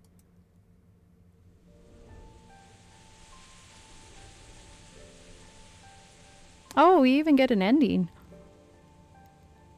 A Lucifer does not bow his head. Aren't you happy that your brother died? Oh, is that her little demon form? Oh, I didn't get this scene at all. Leave. No son of mine will defy me. Your existence is a thorn by my side.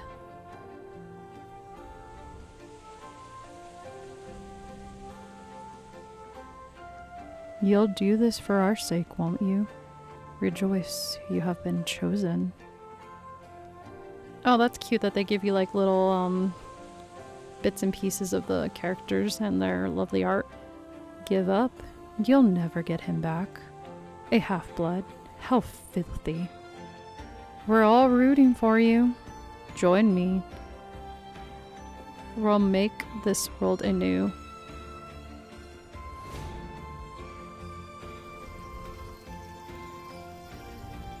Oh, that's cool. She has both half of a angel and a demon.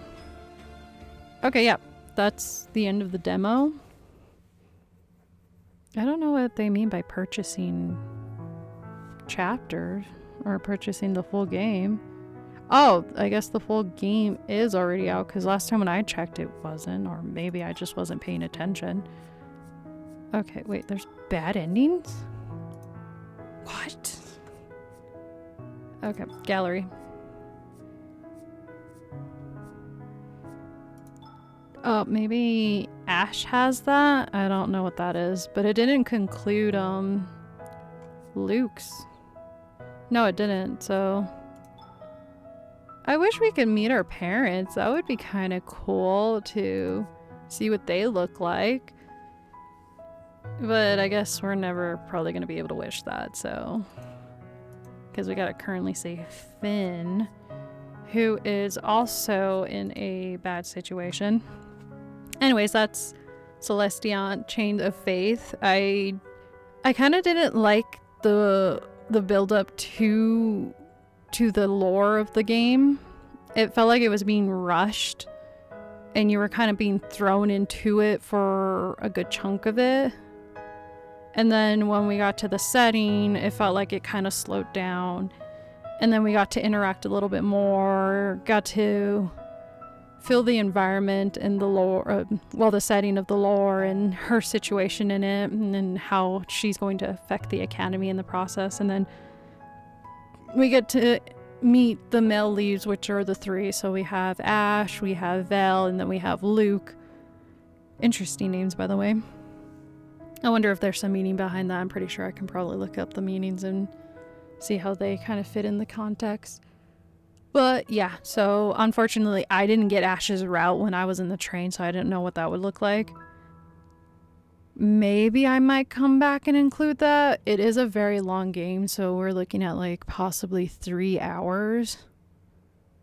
Maybe 2 hours worth of a demo, which is surprisingly, I think that's a good amount for a demo.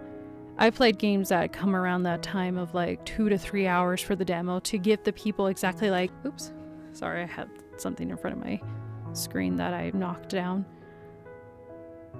That gave us around that time frame a good depth of the lore, a good depth of the character development, or revealing the character development so we can get a little more insight. So we already got the drop of Luke. He's running out of time of some sort, so that might be an issue.